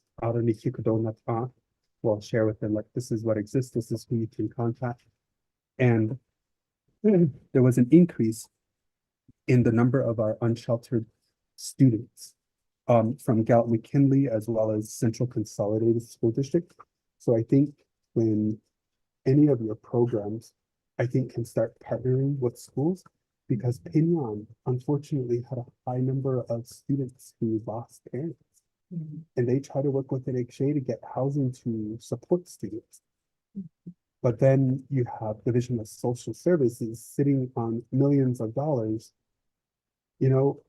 I think there just needs to be some coordinated effort to campaign alongside our schools, not just public schools, all schools, and just let them know that these services exist. And again, we do our part. I'm sure my other colleagues do their part. We have schools across Navajo. And if there's services are also available to those in urban settings, then that's great too. But here to be of support, and I appreciate everyone's working. I think you've heard me share that many times, and it's going to continue. But I appreciate the work of DSS and all that you do. So just continue to let me know how I can be of support. Could it go? Let's yeah, sure. Thank you. So with that, there is 3 questions, and before I go back to you for a response, I'll go ahead and give some time over to Honorable Benita. Thank you for Chair. I don't know for all members of HEHSC. Thank you, and those staff. I don't know, I report that saw you all you guys. It's really nice to hear all the accomplishment that you guys are pursuing here. I see about everyone, really, feel the energy, for all the things, all those people that you guys help, be a public relationship. And, just keep on going, because, it seems like you guys just really did accomplishment in the short term. I've been done from them, within this the whole year. I know that it's going to increase, and that's what I'm thinking too. But once this is I know about seeing I have a question on your how you guys are working with the Utah gentle iron crop and the plant crop shelter. I was approached by the Utah Navajo Health System Board. It's like I think others by the sponsorship, by operation costs. Navajo Nation don't maybe I don't know if you guys took care of that.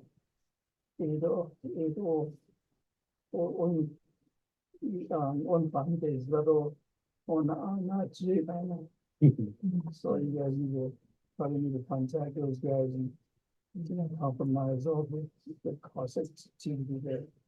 Maybe I have a question on that one. Then my second question would be for the treatment center. Maybe something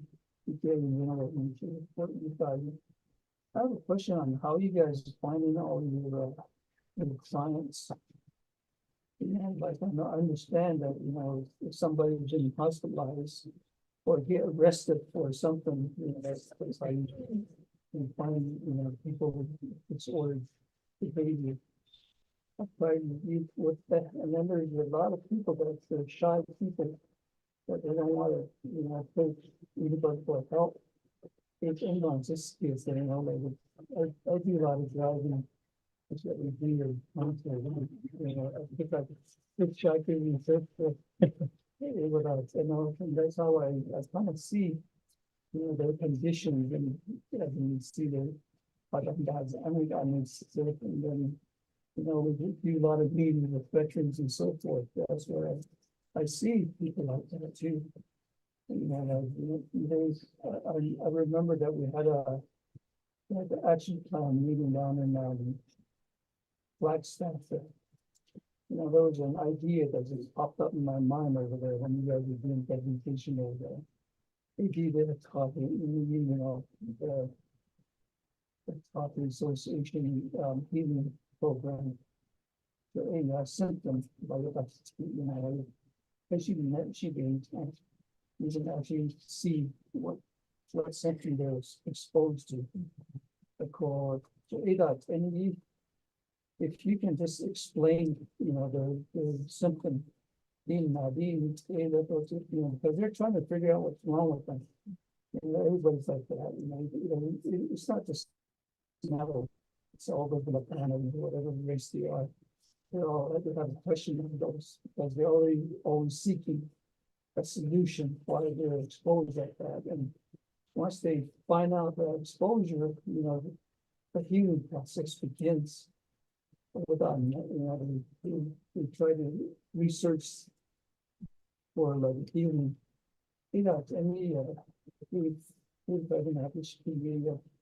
How do you guys find your clients? Other than that, I'm really giving you, 100% pride in you guys and with your report and so forth and your efforts and podium though. being simple.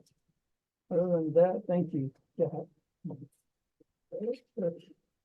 Thank you. Thank you very much, Honorable Unito, and then committee members for asking those questions. So with that, just really quickly, I really want to emphasize that, you know, your plan of operation, your policies is very important for the department, for your division. And how you collaborated and work with each of your department is great, because that is your driving tool to create your budget. And we're already approaching our budget season. It's just around the corner. And I know it's just not us here stated, you know, we're just rushing you. But these are the people that do the work every day. The staff are the ones that do this job every hour, every minute, every day. And they've been doing, some of them have been doing it for years. And so this should have been in place for a while back.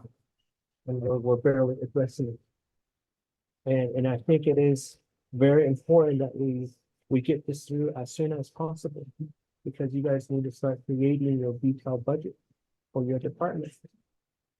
And I see that.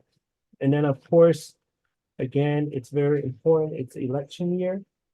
Of course, at our local level, at our chapters, it's election year. And of course, this is the kind of information that they need of whoever new chapter officials are going to be coming in.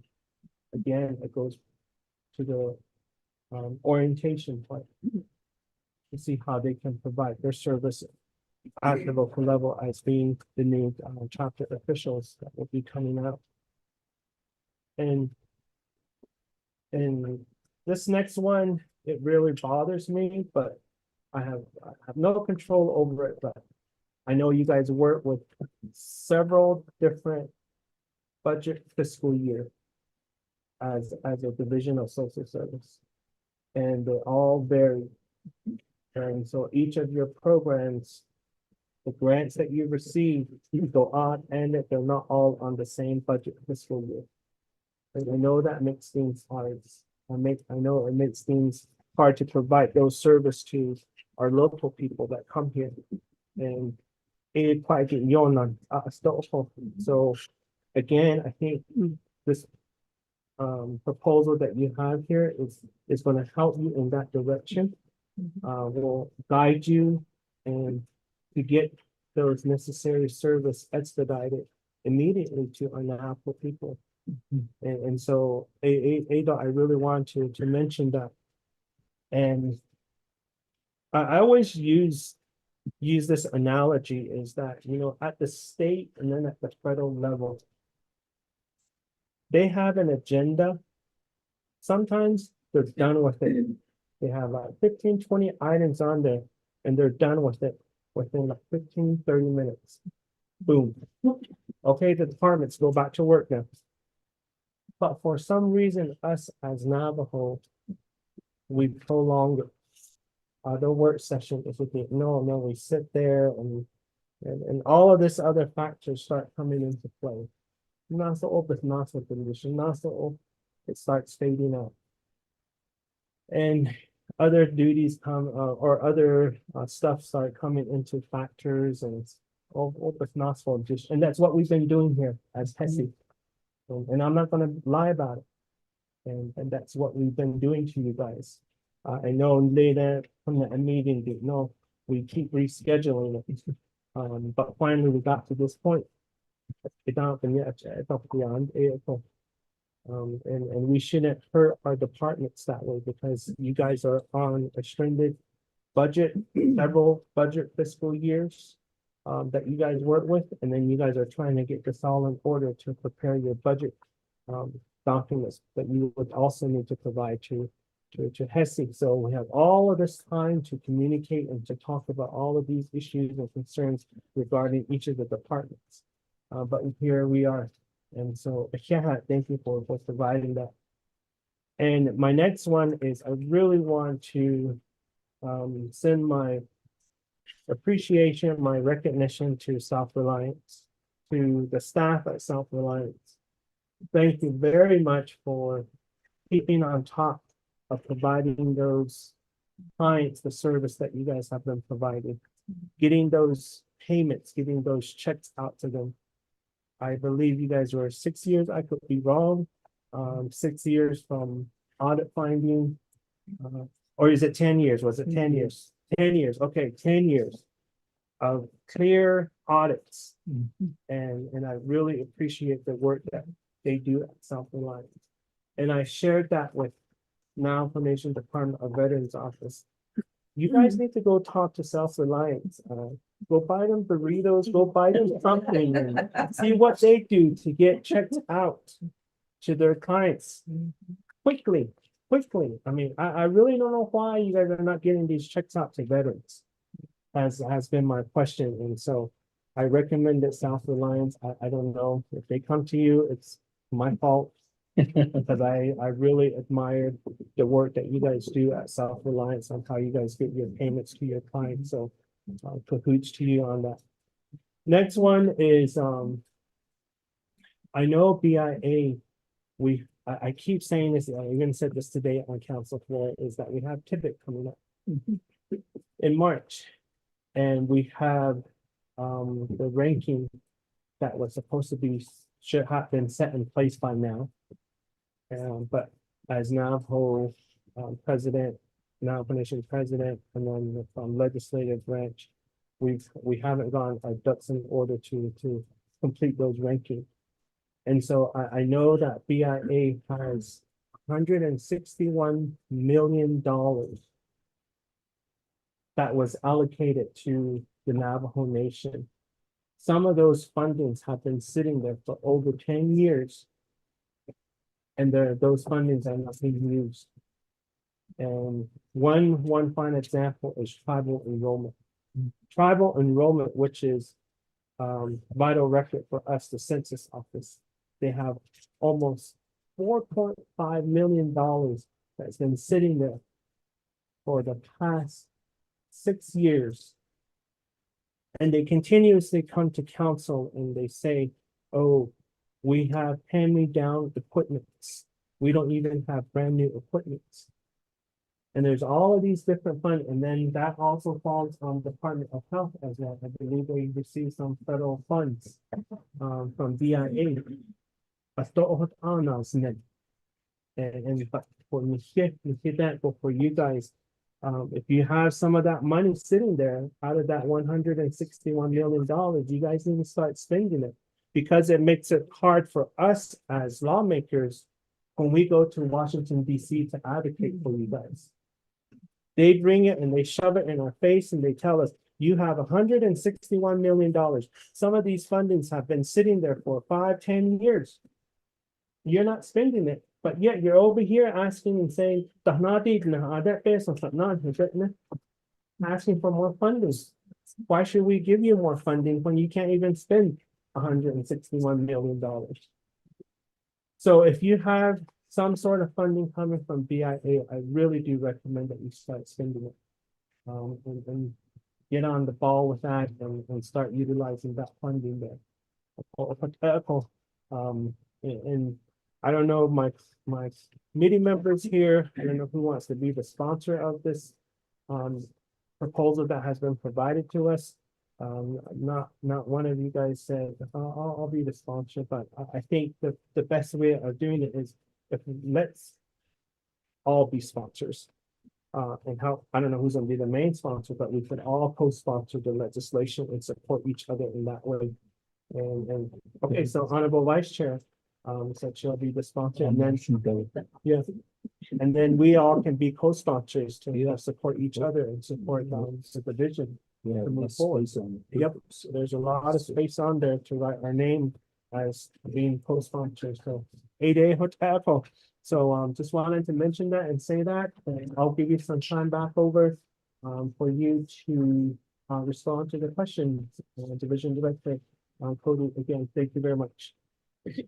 Yes, and other chair, vice chair, other committee members, thank you for those the questions. What I'll do is I'll give the time to the program managers because they're the experts. And that's how I work with them is that you're the ones that need to make these changes and you're likewise here, they'll be the response to our question, your questions. It's such a change. And thank you. And I think, like good words coming from you means a lot. So the staff know that. Like, Mr. Cole. So, but thank you, Mr. Cole. That's number one. I think one of the things I've really advocated for the program manager was to make sure that the staff got their bonuses.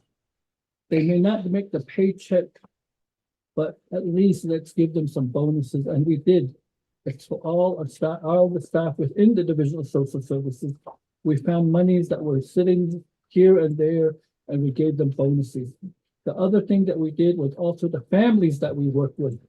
So we gave them supplemental, additional to the regular payment. We gave them supplemental funds for them. And then also to the one that's getting really hard is our, I'll get to that one. I'll answer your question. So, and then hiring procedures. Deanna, can you quickly go through what you did with hiring those individuals and getting them to personnel? Sure. The memo? Okay, thank you. So right now with, again, with the streamlined process that we have received from the executive order from January 8th is we're going to be able to do a lot more of our advertisement ourselves in the JVA. We're also getting allowed to get our human resource staff to be trained on how to do qualification assessments. Right now, everything's bottleneck at DPM. You have to fill out paper application. If you want to be an office specialist in 4 positions, you have to submit 4 applications with the requisition number, and you have to have all your attachments. So now DPM, they get it and they look at each one of them separately, or they're assigned to different technicians across. So they don't know, one might be qualified in one department and not qualified in another. And that's where we're taking that on. Even though we pay IDC, we're going to take on that initiative ourselves, saying we know what we're looking for. Right now, they're looking at different areas. So that's going to help streamline that process. They're also under executive order to have the applications online. So you can go in and you can apply for several positions at one time instead of trying to turn in different applications. So those are streamlined that we're looking. Again, the JVA, we're doing it ourselves from the program and we input it in. So we're looking at how it can be more efficient. New passed again in May of 2023 was the provisional hire. So right now, if we hire someone, we want to hire someone, I tell you not, it takes more than 6 months to go through IMS to get the background clearance to age 18. We're 99% federally funded. We don't have to go to age 18. It's 5 years, but they go all the way back to 18 every time. So that takes 4 to 6 months. And I do have a meeting with Mr. Red Horse at a public safety saying, can we train some of our staff to do the IMS checks ourselves? So we're having these discussions because we see it's a barrier. We always want to look for solutions. We don't want to point fingers. It's a systemic issue. It's not anyone's fault. So we want to move forward with that. So we see where there's barriers and how can we assist other departments to do that. So that's what we're doing to move forward. So now, like I said, this morning, 37 positions advertised for all the child care centers. So that's what we want to do, is to bring them up and get them assessed, get them in and try and use a provisional hire because that gives us 60 days to bring on someone. So we don't have to wait for IMS to do their clearance to age 18. Then it goes to Office of Background Investigation, the fingerprinting. That one's pretty quick. It doesn't take more than a week. But the hiccup is within, again, internally. And a lot of our federal programs, what they say is that they have to be able to, we use what we want. And because our personnel policy says IMS, we have to go through IMS. Thank you. Yes, no, one of the other, that's one of the things that Calvert Curley is also working on is how do we exempt social services from going to IMS? So we'll come to you for that legislation to exempt us from going to IMS. Because that's our biggest holdup is going to IMS, and that's just, a lot of it is just misdemeanor, like speeding Speeding on Navajo. on Navajo. So we don't want to get away from that because all our funds come from the federal government. Really quickly, so all your positions are sensitive? Sensitive position? We took some of them off of there. Yeah, we took some of them off of there. Deanna? Thank you. Chair, so some of our programs still have that designation, a sensitivity of 1, which is a worker works in the child care center, which we have. Everyone else does not have that designation of 1, working in a child care center. But yet everyone was lumped under that requirement. So that's where the that provisional hire is not acceptable for our staff working in the child care centers, but everyone else should be able to. But what they're requesting is that we have to do a PCQ, position classification questionnaire.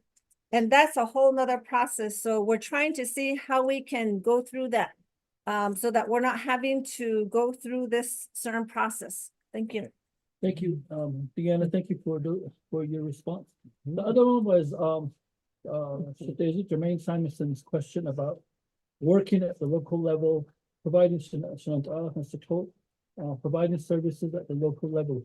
But when the ones I came on, and we all came on because the majority of the directors are new, is that we started going out to the communities, chapter level. Just yesterday, our financial unit was out in Pinyon and Hard Rock area. They had mutton stew and fried bread. They brought people in, and they were accepting applications. So that's what we're doing. We're moving a lot of our services, like Department of Family Services. That's where a lot of the monies are.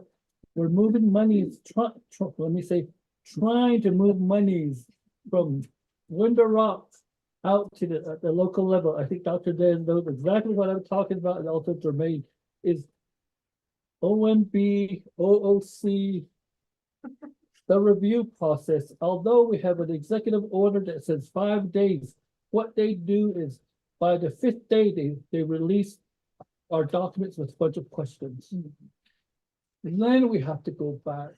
Then they get it back and with another 5 days start. So that's another issue that we're having, especially OMB and then OOC. It's getting a lot better, but it's still, that's where this kitty base of that's tied up over at OOC. Yes. So that's what we're doing. We've been out to the District region. We've been out to Dr. Nez's chapters. We've been out to Slater's, Delegate Slater's chapters. Went to Pinyon, Tuba City, Loop, Dalcon. So then at Ojo Encino, Finley. So we're going to a lot of these different chapters across the Navajo Nation, and that's where the other piece is getting our staff at the local level. They're starting internally with the Division of Social Service Program to now start networking. Like what we're doing here in Window Rock, we're telling them to do the same thing. So I didn't see much of a movement. So what I did was I assigned the program managers, the different agencies. So they're going to start moving the networking at the local agencies. We're going to go out to the different divisions, the other divisions, the hospitals, the local organizations. What we want to build tonight is a program like the wraparound service that Shadeja is talking about, is making sure that they're not siloed. When I came to the division, everybody was this shift, that shift. So a lot of those people have moved on because the program managers that I have, they're working together, they're cohesive. They make the decisions. I'm just a lead that makes these fabulous presentations and tell my staff, you're the one that makes me look good. I don't do the work. They're the experts that I have. Treat staff with respect. And that's what one of President Nigan's initiative is. Every week we have to, in our weekly reports, we have to report what have we done special for our staff. I do the same things with the program managers. The workers team. Some, and I will tell you, some do not work well. I think all of you have been managers, you have dealt with those individuals. There's the personnel policies, there's a chain of command in place. That's what they should be working through to address a lot of their issues. I don't do personnel. I told the division, the staff, all 450 of them at our meeting and Flagstaff, I do not address personnel issues. There's a personnel chain of command, and Marlinda handles, my deputy handles all personnel issues. I don't. The wraparound services I talked about, where we're trying to reach across the division. That's one of our resource nights that we're doing. We're bringing other divisions to work with us. The other piece is in the September, to Dr. Andy Nez, thank you. The Title 4E program, they let us see. There's money in there that we're using to reach out to the courts, the police officers, the prosecutors, the local organizations, the other social workers. They have to do a wraparound service, behavioral health service. Anthony's program is part of that whole process.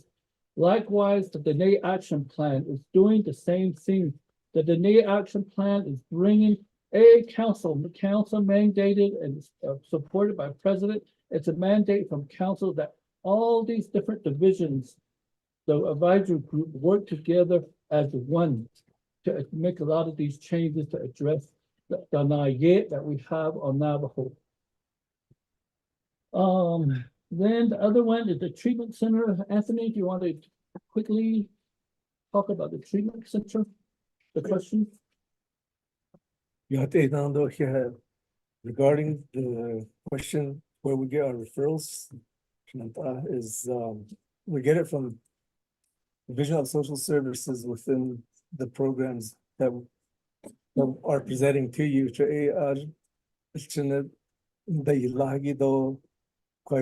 They might be put in foster placements or in guardianship placements, and so they might want some like stability in their environment and how insecurity about the so it's internally referred to as IHS, then referred as because IHS is stationary. They're there inside the building that you have to go over there. But for us, we can go to the homes, we go to they can come to our offices, and then we can also go to the schools.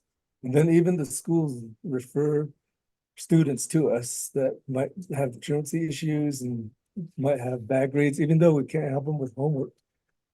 Sometimes that might be a case, no class, you have homework, well, can't help you. So, but we still make referrals too, again, like maybe to other programs too. So I think all in all, even DBHS might refer to us too in rare certain cases, but we refer to them also without occasion. But a lot of times people didn't know Navajo Treatment Center for Children and their families existed. So we were going to go through a name change, but we decided to keep that name so then people know about our program now. So I think even the Hatalis and the peacemaking and the DBMHS and the hospitals know about our program, how we initiate some of the traditional services. Thank you. Thank you, Dr. Nash, your question, the Fort Defiance childcare, since Deanna is not here. Can you cover the real quickly the 6 areas that you're working on? Yes.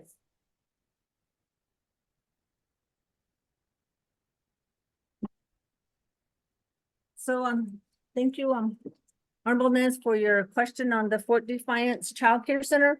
Again, we do have a maintenance unit, and so I had them doing all the assessments. So the building status is not occupied now. High priority replacements, the fire alarm system upgrade needs to get done. Ramps, stairs, and porch replacement. That contract's currently going through the 164 review process. Playground equipment upgrade, currently going through the 164 review process. And then HB AC units currently works, but needs to be upgraded. New roof, which is considered major construction. Windows and doors replacement, no current plans. Upgrade flooring, which is considered major construction. Sewer line needs to be replaced, and the appliances need to be replaced.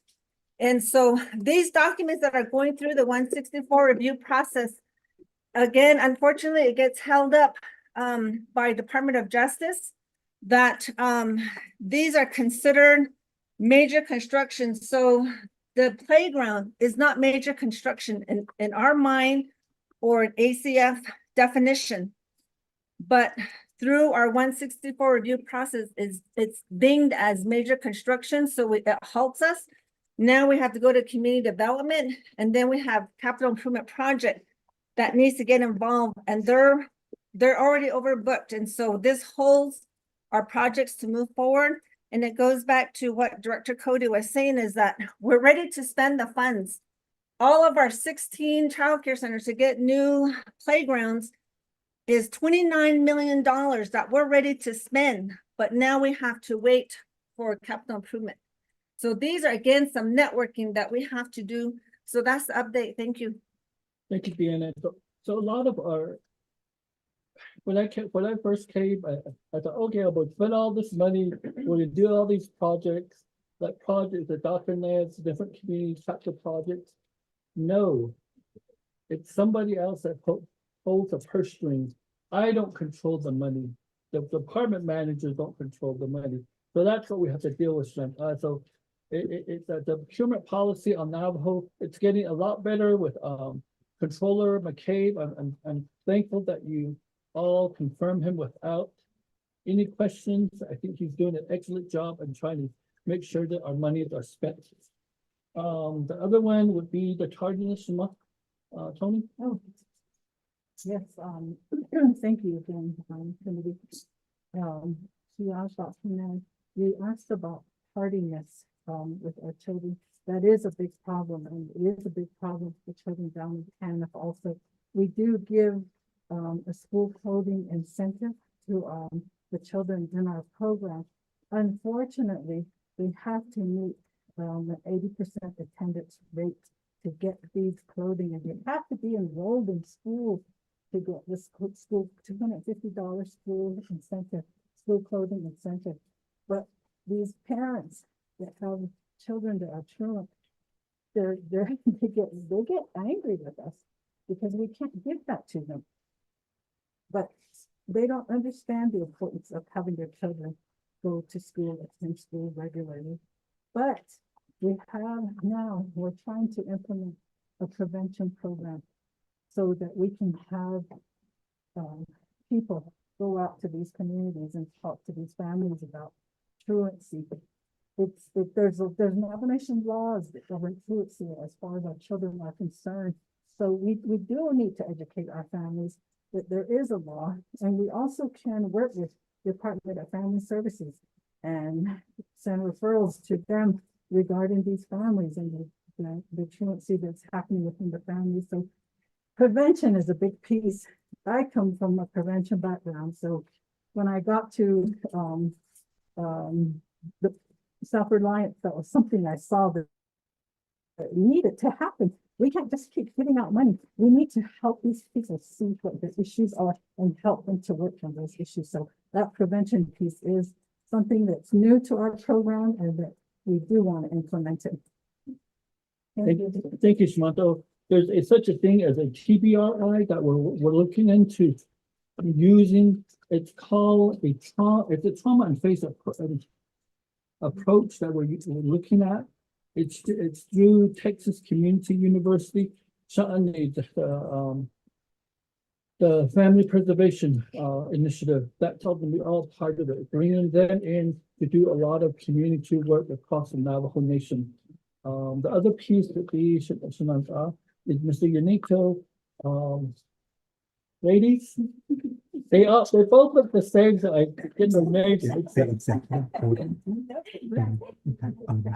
My name is Delphina Benali, and I'm the Department Manager for the Department of Family Services. So thank you for your question. We are in the RFP process with that particular shelter. We've been back and forth with OOC.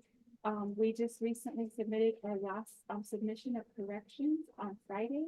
So hopefully we get word back before this Friday to that it's satisfactory and we can move on. If not, then we're gonna go back to the process. So what I will have our contract analyst do is email, because there's 9 shelters that this impacts. I will have her email all the 9 shelters with the brief update. So for Utah, we met with the Utah board and also the CEO, Mr. Michael. So between the CEO, they're working with the CEO because these documents are going back and forth. When finance or OC has a question that comes back to them, then it goes back to all the shelter homes. They have to respond to those requests like budgets, personnel. So that's what they've been doing. So Michael, the CEO, was working with our staff, but the board wasn't. There was that communication process. So I met with the board last Thursday, and I told them exactly what was going on. And I think they're well aware of what was going on because they also went to the president's office. And that's where I learned that this was going on, that the dollars were not being pushed out. So I'm pushing Marina and Delphina to get these monies out to the shelter homes because I had made a commitment to the shelter homes that the dollars will get to them faster, and it's not happening because of the work the internal process here. Thank you. Auto Treatment Center, and that one of the things that they do is that I'm pushing Anthony for him to do is really beef up the treatment center program so that we can provide a lot of additional services, not only to our Navajo kids, but our foster kids that are out in the cities. Like a month ago, they went to California and they did a little prayer for one of our kids out there. Hey, that's what we need. So eventually, once they get the reimbursements coming in, they can make those trips, utilizing those dollars and to provide these services. Chair James, thank you for all your questions. The plan of operation, yes, it's ready to go. Well, Mary will finalize everything based upon your input today. If there's no input, we'll just draft it or finalize it and can send it through the process. And then I can shift. So at that plan of operation, I really need the plan of operation. It's also in there, also our colors, our logo, that will always be part of that whole plan of operation, our one voice concept. And that once we get that, we're also going to focus on the training of our staff, how the people at the local level treat our clients, how the lady that sits up here, when clients come to this office, how that individual treats our clients, and how our social workers treat the kids and the families they work with, how Anthony's workers, all that training has to occur. It's going to be a major shift, according to the department directors. It's a major shift that we're going to have to do once this plan of operation is approved. And we do have money set aside to provide these trainings and to make the shift as a whole division. Let's see, the budgets. What I did was, Brenda Sosi, our budget person, she's going to start meeting with all the finance people within divisions on a quarterly basis to make sure the dollars are being spent. What I get now is the sheet that you have of where all the monies are at, where it's being spent, and the diagram of where the monies are coming in. So the yellow one is all our federal resources, our money that comes from the federal departments. And then also BIA is here, it's still part of the federal department. So when we do 477, all of this will become under one master contract. So we don't have to do multiple reports, multiple funding agency. What we want to do with the 477 is do a 3-year contract and then also make it in line with the general funds budgeting process. As the Navajo Nation. So that's what the Marys were the lead again, and also Deanna is the co-lead as they are moving the 477 forward. And we hope to have you attend our February 13th Navajo Nation 477 meeting, because the BIA person is coming, and also they have a solicitor coming for specifically for council, because we told them council, we're inviting all the council and also DOJ. So a solicitor from, I believe it's Washington, DC is coming to also answer a lot of your questions on 477. And I think that will, for us, I think that will alleviate a lot of the work that we constantly, duplication of work that we do here within the division. The other piece, I think, which is also under you, is workforce development. They could possibly have a chime in on this whole effort too, but I'll leave it up to Debbie Manuel. And I did tell her, hey, you wanted to join us, but no response yet. And then two more questions. A more appointment to well, you're welcome. I think the previous director, Mrs. Roxanne Gorman, did an excellent job in making sure the program ran at the height ship there. And even now, their audit, they're tanked probably 11 years now, free audits for 11 years. So that's where we're at with the TANF program. They do an excellent job. And yes, we have Bobby meet with Tony Miller there and how they do the clients and how they pay them out. The Tibet, I'll have Cal Curley work with you if you need help. He's a help. So once we're done here, we're also going to assign Cal to the oversight committee, because we're I constantly hear that there's no representation from the OPVP, and I did tell President I can help you. Cal can be your representative for oversight, not at council, but for oversight. That way, you'll have somebody that can help you if you need something. Cal can pick up the phone, call Ellery at the president's office or chief of staff and get that information for you.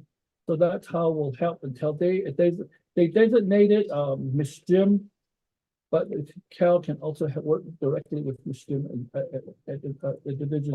The other piece of my last thing that I'll tell you is I respect you as my oversight. I truly do, and being a council delegate, I know the work that you do. Sometimes it's thankless. I always tell my mom, I think I became poor when I became a delegate. $25,000 was not enough.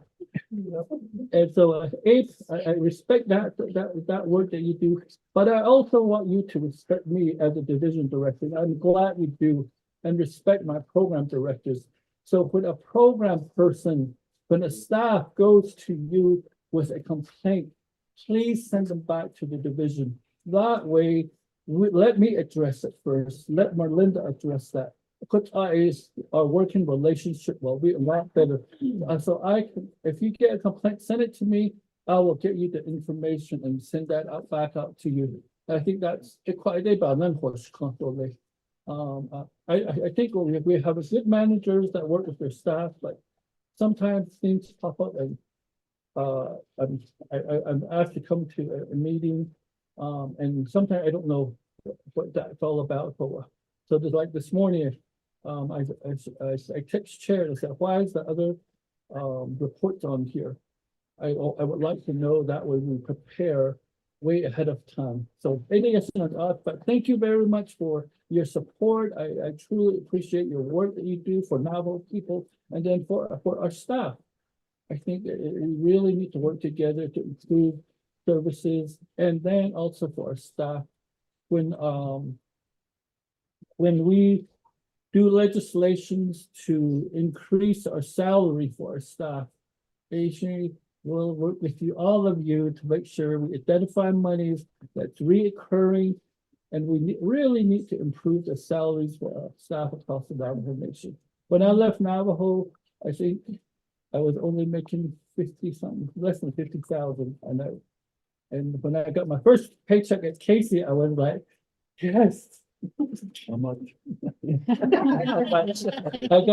got a $50,000 salary cut to come back to Navajo. So yes, Chair James, I don't know if we have any other questions, but I know you have other agenda items that you need to do, but our staff are here if there's other questions.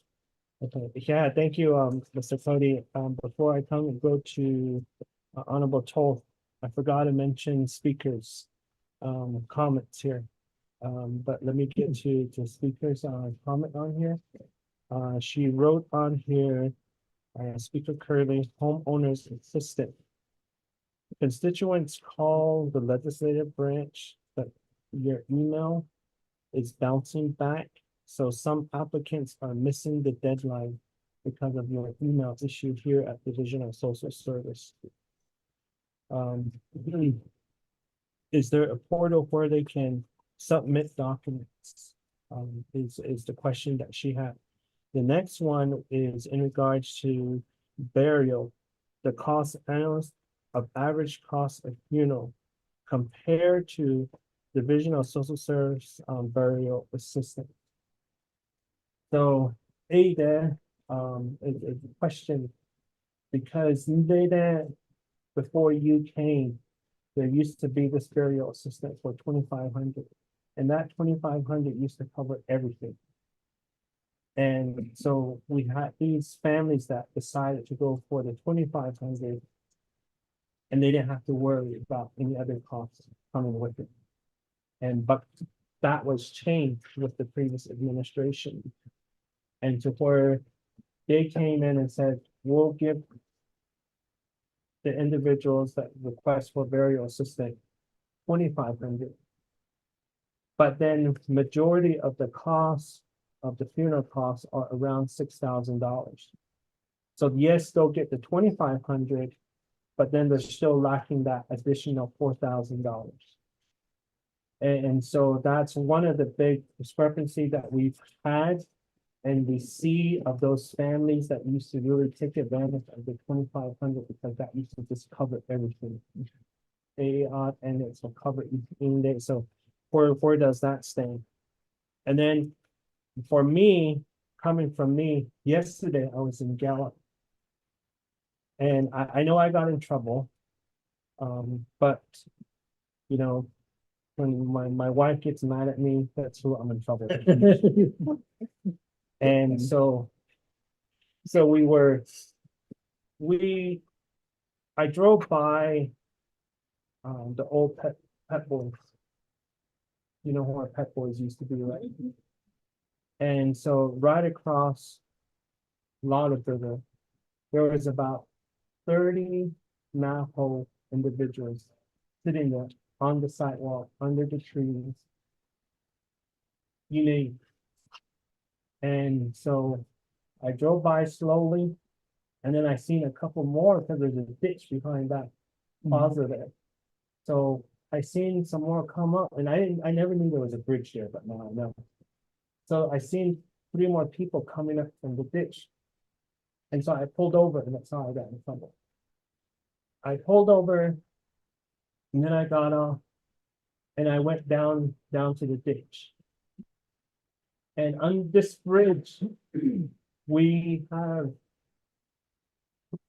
it was just heartbreaking to see our Navajo people, our young individuals, of how they were situated under the bridge. And that's where they're all gathered. And it's like, what is it that we're doing for these individuals? So if I can go down there and walk down to the ditch, I didn't go under the bridge, but I just like, they just, some said hi and so forth, and that's how I got myself in trouble. Somebody really needs to take care of that. Somebody really needs to address that need. And so, they actually built a home down there. So I'm really, really surprised. And that's where they all gathered. And so if you can really, bring that up to maybe the president and whoever to know of that information, that would be very helpful. Lastly, I know that, you guys are doing a good job with the operational, rainbow with Phoenix. But I, been receiving some complaints and issues, regarding transportation. Again, for all the homeless is right next to the state capitol and other areas, there's highly populated now for individuals that are there that are unable to come home. And some requests have been made. You have all of these departments that have some vehicles that are just sitting there. You have all these vehicles that are sitting at the police department. Why can't you take some of those vehicles down there and bring some of our now for people that are stranded back? And I know you guys are doing your best, and you guys are probably already doing it. I forget who was in charge of that. You guys are probably already doing that, but that was just a recent request that I received on social media. And so I know I used to really not rely on social media, but wow, it is really interesting, the information that I get from social media. And that's where all of this comes into factor. So I wanted to bring that up to you as well, since speaker brought these up. So Shaitan Ash, the floor is yours now. Okay, thank you, Chair. Other members, and let me give the staff to check. One thing I'd probably ask after everything's good, the plan operation, make a report to the body of HEHSC committee. They will contact outside statistical data, so I know, so I can go to my job and say, we have a couple of concepts. Not now, but after whenever we had time, we went out there. What's the purpose of how do this? Just what are some of the issues? How do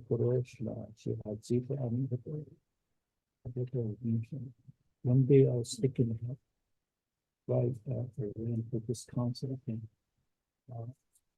when New Gallup used to have one day when we used to go to there and sign in. Somebody will call the yard. That same thing.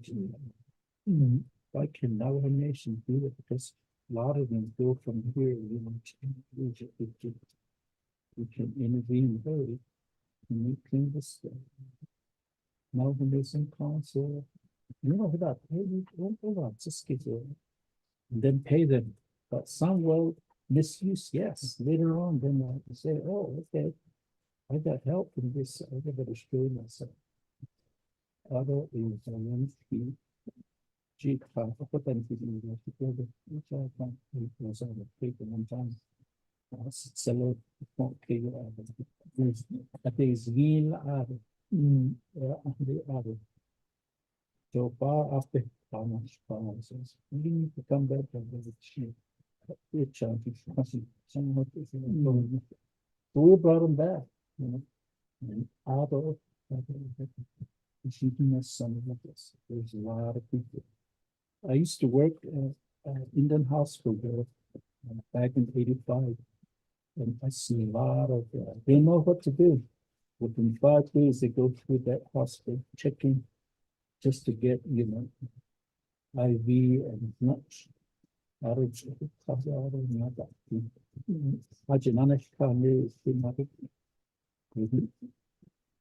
Security, they kept chasing them. they had to go through emergency. They found out this kid, what are you doing there? This young kid. I swore I would be with my family down here. I have friends and we spend like 30 days, 60 days, and I get back and I have a house. I'm not, hold up, so you might probably be out. So, although I used to work in New York too, a lot of them. Especially Sunday morning, they get beat up.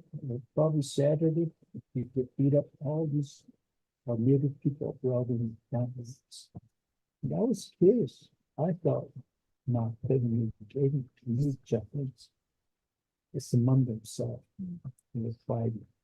The other crazy thing I heard is too, his son and then you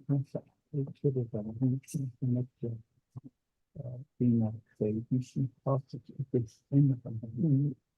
Of course, is this because one of the health this guy who used to work there at the Baby Health Promotion Company.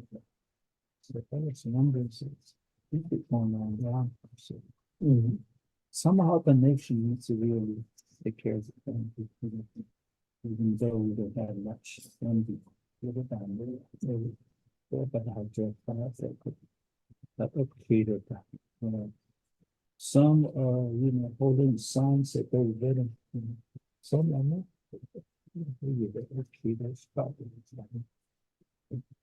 Oh, it's sad to see when you go through that time. That's what I can do. But I have to Bob. Also, we need to care this.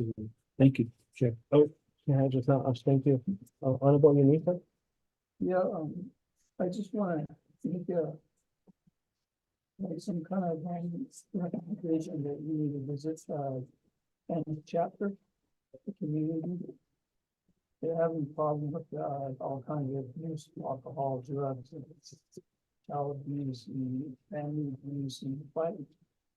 And every time when there's a pig day coming around, I guess when it happens in the holidays, and then you're requesting for a public safety protection, but nothing being resolved and so forth, but I'm planning on it. Well, I'm still working on the legislation on that, but they need a public education, about these abuse. Because these people that are always asking for protection for their family. Outside of public education, the one that outside. Maybe, yeah, that's one asking for that service. Yeah. Sure. Thank you, Honorable Unita. With that, moving on to next, Honorable Dr. Andy next. Oh, thank you, Chair. I just want to reemphasize, I know Division of Social Service sits on millions of dollars. I'm happy to sit down with any of your programs, and we have done this in the past with some of our local nonprofits. I want to learn how I can also support how to expend those millions of dollars. I can easily. And the reason I say that is because when we go out into our communities, when we participate, there's a lot of need out there, and I think it's just getting the information out. And again, I mentioned earlier in my comments, campaigning with our schools. I participated in a travel consultation with Gallup McKinley, because Navajo Pine schools are part of the McKinley County School District. And in there, again, the McKinney rental funds that supports our students who are unsheltered, like some of that funding, I told them about this, gave them DSS's contact, as they help and support in this way. And all these so-called border towns, you have our unsheltered relatives, and some of them are students. So I don't know, just any and all opportunity to help support our relatives further, I'm fully on board. And I just need to know how I can better support the programming efforts on ensuring that many of our relatives do receive any services provided through DSS capture. Thank you. Committee members, are there any other additional questions, comments? If not, I'd like to give some time back over to Division Director Mr. Thomas Cody. There's none. I will give you some time again for response. Again, what we'll do is for the housing assistance fund, that is administered by Native American Community Capital. So when I came here, the plan was for the Navajo Nation to administer. And I told the program manager, Brenda, I said, we can't even cut the checks on our own. Let somebody else do it. So we did a subcontract with Native American Community Capital. So what they've been doing is, like for the month of January, they opened up the portable on tour on the 22nd. They had to close it because they already reached 100 applicants. So once they reach 100 applicants, they close it so they can make sure they go through the whole process of reviewing those 100 applicants. So this week I talked to Claude Francis of the SBC. So next week we're going to set up a meeting with Mary and I and the budget people. How can we? I said your portal needs to say that it's closed for now, but there should be an alternative way. Even their phone lines. He was telling me their phone lines. People call multiple times.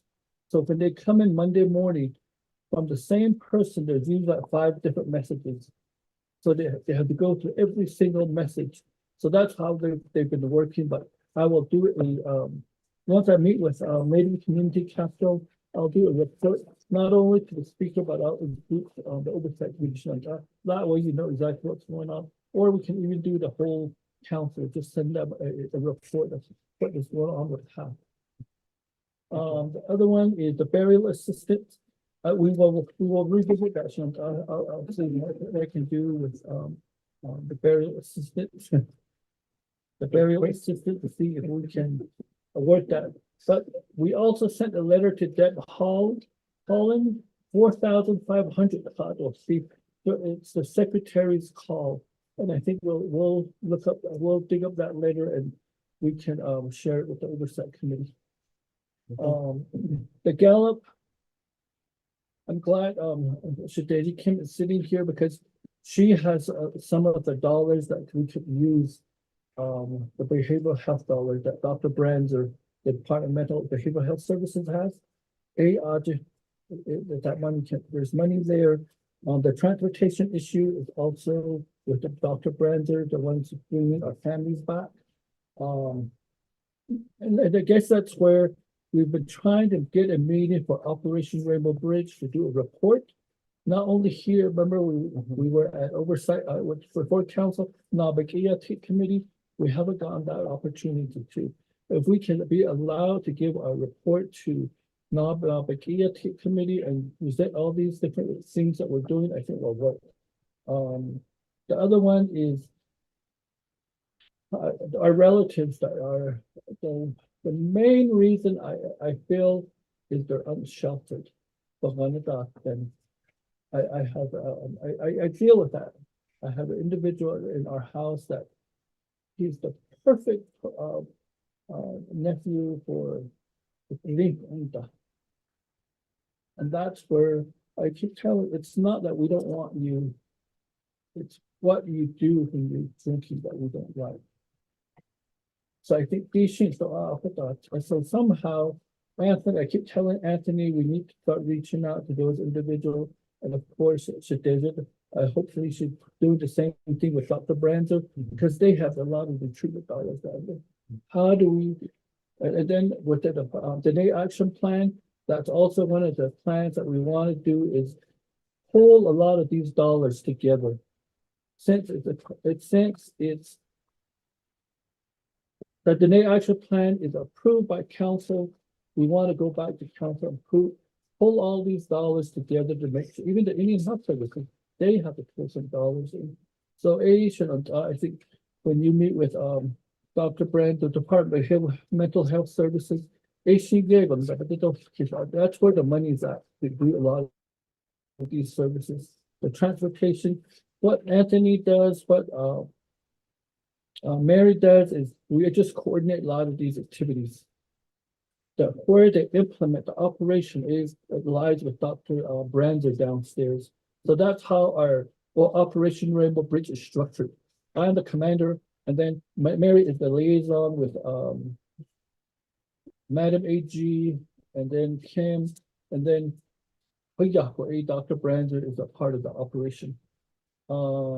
Again, Operation Rainbow Bridge, I respectfully request that we be put back on the BKIA committee agenda to provide that a presentation. I sat there three times, we weren't given that opportunity. I joined Mr. Tolt. We will work with your community to see how we can do a lot of those services out there. Although Anna's chapter, we went out to Torion, let's see, Delilah, and then Anthony, they went out there to do a lot of prevention activities about 2 months ago. So we could do the same thing in Anna's. And we invited all the other programs like Department of Mental Health Services, the Indian Health Services. They did a 1 day. And I think that's what we need to do, is we need to pull a team together. That's what we're sending a letter. President is sending a letter to IHS to see how we can pull a team together and go to community. So 1 year when there was a lot of suicides over at right off the freeway, that little community. The room. IHS brought in the best professionals they have, and they set up there, and they did a whole community intervention. I think that's what we need to do across the nation again. The communities that really are impacted with what we need to do. So maybe that's where one of your directives could be at the Native Navajo Nation programs, is that we do a intensive intervention. Indian Health Service has to bring the professionals of it to Navajo again. We're at that point where here's what you saw. The reason why they're there is the trauma what they're going through at home. All of us have dealt with trauma in this room. Some of us have survived. Unfortunately, majority of our relatives have it, and they're out on the streets, in the streets of Phoenix. Denver did. When I lived in Denver, we had Navajos wandering the streets in Denver. So that could be something you could work on with us, Director Russell and I, and then the Indian Health Services and other programs. Yes, I would love to take all our travel vehicles to Phoenix, but They have the keys. I don't have the key or the insurance. Risk management told us we couldn't do that. And Kim will probably have out of schedule. Will explain to you what happened there, and that the reason why we could use a lot of our vehicles to pick up individuals and bring them back. And it's also our employees don't make us. The risk management will not allow us to put, even Mary's out in Phoenix, she can't go out into the streets. Risk management will not allow for her to go pass out water into the streets. What she does is she collects all the water bottles, whatever, she gives it to the local volunteers. That's who does that. That's how we work with Operation Rainbow Bridge Shelter. So that I will close there, and thank you for allowing us to present. And also, thanks for agreeing to sponsor our plan of operation. We probably can drop it next week. Be the last thing. Okay, we'll just give it to Dr. Simonson. That's not what they need. Jermaine Simonson next week. All right, sounds good. Thank you. Does that complete your response? Committee members, are there any other additional questions, comments? Honorable Dr. Andy Nance? Yeah, thank you. So as far as the change here, I think it's exciting, but if we're the final authority as HEHSC, I don't know if there's an opportunity to send that a little sooner. That way it would be good to get a chance to see it. Oh, the plan of operation? Yeah. Yeah. I know we have the 5-day Did comment you guys period, email but it out still. to them? It's another tab 10. Oh, it's top 10. It's in Oh, so It's in the 10. Tab 10. We can also- you can drop it today? Yeah, you could. That's what I mean, like if there's any additional. There's no, Did it go through the 164 Oh, yeah. process? Oh, that's where you guys That's where- started. No, they need to. Yeah, they need to drop it. 164. 164. Once that's completed, then they'll bring it back and give it to Vice Chair Johnson. So, Okay, so we can start it oh, already. any other questions, committee members? If there is none, I will call for a roll call vote. Motion was made by Honorable George Toth and second by Honorable Vice Chair Jermaine Simonson. I can recall for a second since we don't have Vice Chair Jermaine Simonson here. Honorable Dr. Andy Mays. So with that, that will be to accept the report, and then again, we did receive the report electronic, hard copy. We do have it in our binders, and again, thank you very much. Committee members, are there any other questions, comments? If there is none, we will look forward to the completion of your 164 review process. And once that's done, drop it and let the oversight committee know so we can assist each other to co-sponsor once legislation is completely ready. So again, thank you, staff. Thank you, everyone. I know we do have staff that are listening online. Thank you. Also, the service spot there. Welcome to the Navajo Nation. I guess you guys are now Navajo Nation employees, and now we know you're not under risk management and all of that stuff. So, so thank you for your service and providing your technical service to the great Navajo Nation. Thank you. So with that, I will call for a roll call vote. Honorable Dr. Nance, how do you vote? Green. Honorable Toth? Green. Honorable Unito? Green. With that, we have 3 in favor, 2 absent, and chair not voting. With that, thank you very much again, everyone. You're hereby excused. I know we're still in your office, in your work area or workspace, but you guys are excused. Moving on to the next item on the agenda, which is B report, Arizona Long-Term Care Service. Now for Department of Health, now for Department of Social Service. Now for Division of Aging and Long-Term Care Support, LTEX, presenters are Kim Russell, Executive Director, Mr. Anselm Lewis, Director, Delegated, and Administrator for LTEX, and then now for Division of Social Service Development, the Disability Program, which is presenter again, Ms.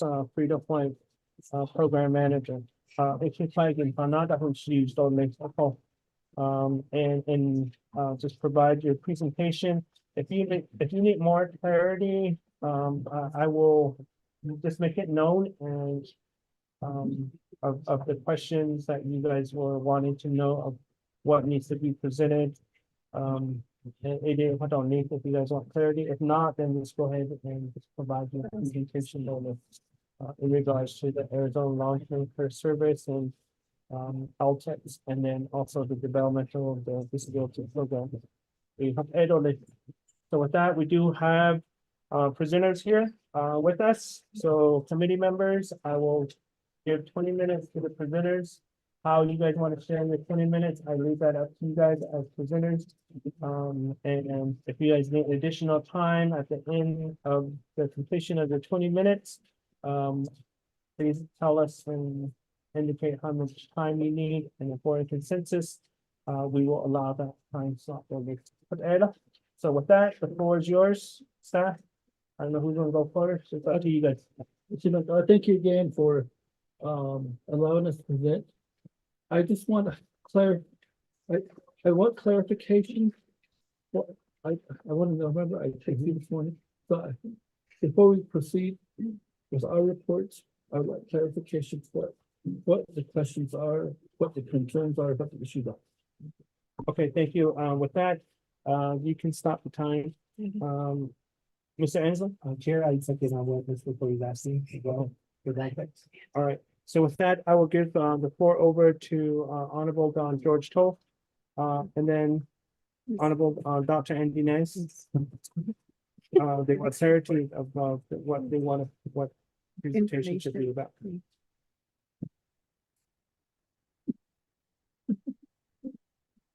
First. Thank you, Chair, Oh. members of the SC and also staff.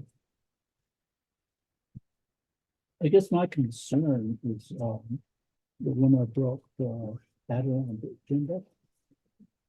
How can we have, orientation or presentation of intervention? Over casinos. The whole casino chapter, hey, especially CHR. Debriefing on we're still hurting because of the situation we went through COVID-19. So our leaders are not helping us, so we need to have that. Some type of intervention, debriefing. Other than COVID-19 about the community, some didn't make it, they did, that's what they were asking for.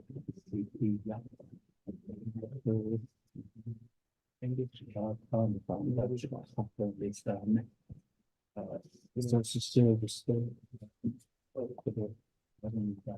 Their texts.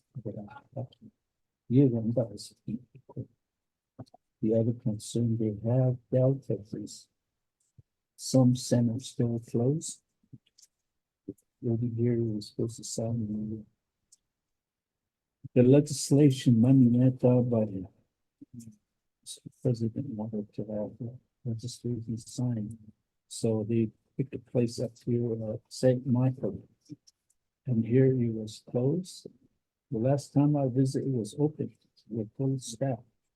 So I was asking these people there, we have some issue with the building down there. We set up the tables. And then there was one at the younger school, now younger two. Oho and Sino, and then you got another one. Conference about what is Deltex doing about it. The other thing I'm trying to get some information. We have close to 84 senior centers within the nation. Is that right? Okay. What I'm thinking about is some to repair some of these centers. This money, but I haven't used Deltex here, so somehow they need some extra money. Or shall we give it to the chapter fix the senior center?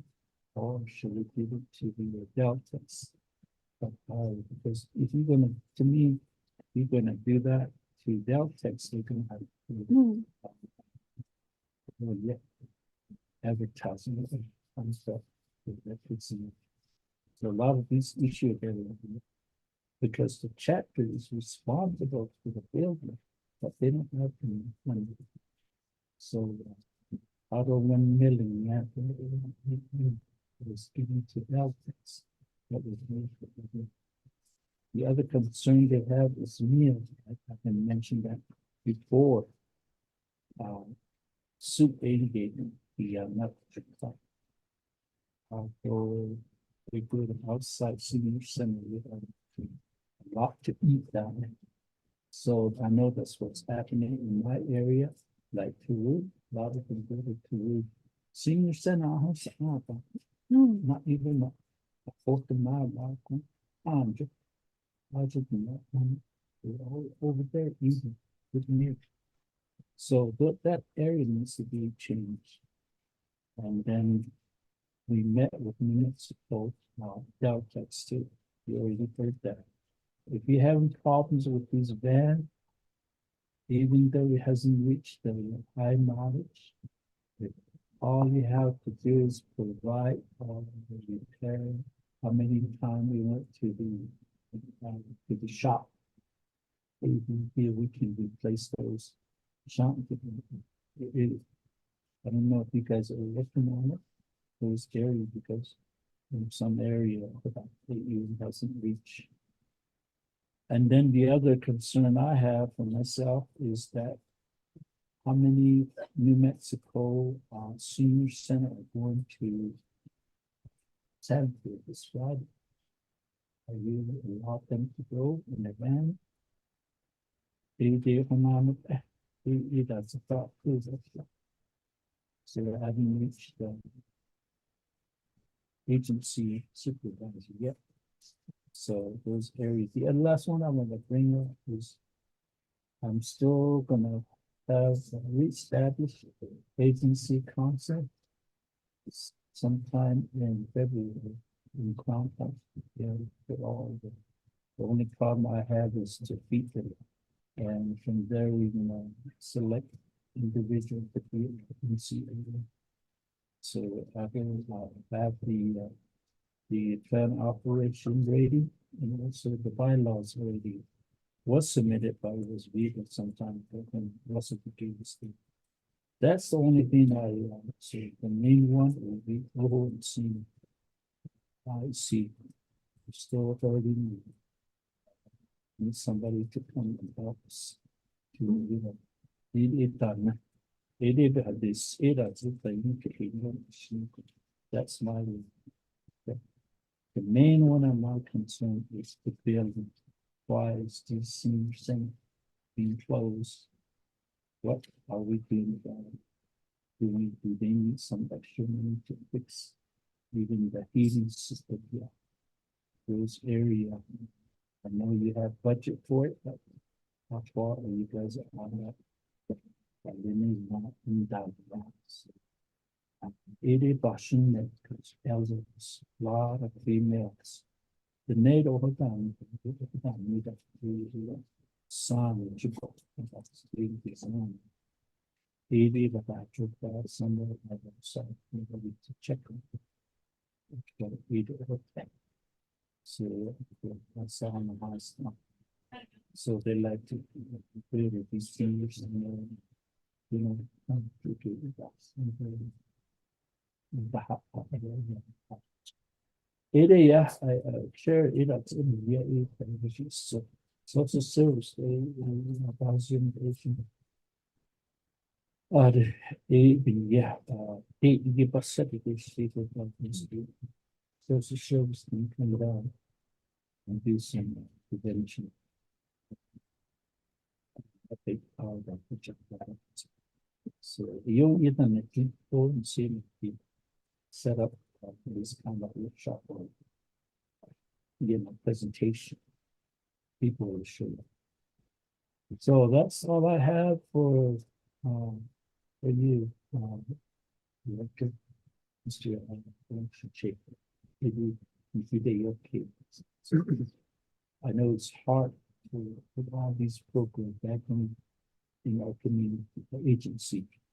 I know my understanding, seen had I think they would have, I don't know, compound still. I haven't checked on it. It's not reached to them. It messed up the whole system down the open scene. That's what all I have, Chair, any of us. Thank you. Asha, could have checked. Oh, how could Yeah. Anything? Anytime?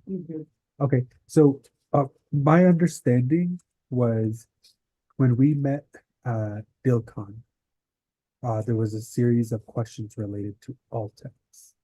And those series of questions, at the time, we were informed that it would need pretty much a whole day for ESS to expand on some of the questions that were posed, a lot of the programming. And then on January 16th, we met at almost at NFPI. We met at NAFI in NFPI. And there, that's where Frida took our questions from DILCON and then addressed them there. So it's on the agenda again, and I thought it was for that reason. But I just have a clarifying question. So I know Daltex is under DOH, but Altex is under DSS. Okay. So Chair, I was just explaining that in DILCON, we shared an extensive number of questions for Altex. And then they assumed that they told us at the time it would take about 2 weeks for them to get the information and then share it. And they needed pretty much a whole day. Ergo, that's how we're here. But then MAPI is where Frida and his wife shared all of that information. So here we are again. I suppose we can address some additional questions. Some of my questions are gonna, with all text under DSS, it's not in your organizational chart. So I'm not sure exactly where all text fits in. And I don't know if it's part of the plan of operations amendment being proposed, if it's under DSS. But again, it's not on. So, and with that, thank you. Chair. Okay, thank you, Honorable Toth, and then Honorable Dr. Nez. So with that, what I could recommend is that since now you know what the request is, we can defer this item to our next HEHSC or whatever time frame that you think you can respond and get things ready for us. Or if you want to just address it and tackle it now. I leave it up to you. I know some of the comments and questions that have been made, you might not have the information readily available for the committee members. Or unless my colleagues decide to say, can you at least give us the information back in writing? I can make that recommendation too, but I would leave that up to you guys. I know you just got this, and I don't know if you'll have the information for them, but it's up to you. I should okay on this. Okay, for sure, that. So do you want to tackle it now or? This is what I'll tell you, that the development disability, I thought that was closed because we gave all the answers, you're implementing that plan for AIDS. And then the question that Dr. Naz asked about Arizona long-term care, that was my dilemma. So I found it in the Department of Family Services, so we're pulling it out of there and combine it with developmental disability in the new plan of operation. So I think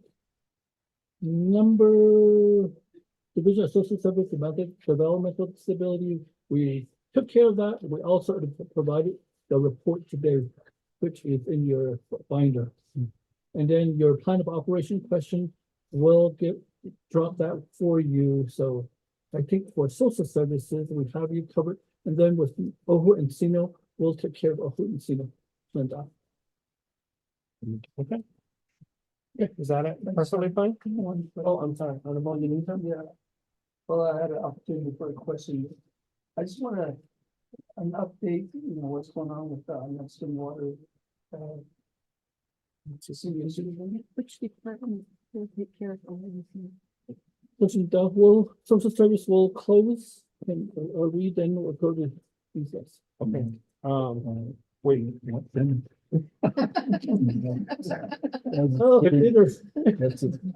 have one more question from our advisor, Ms. Manal. Yeah, for the record, which department or program in your division will take care of home senior?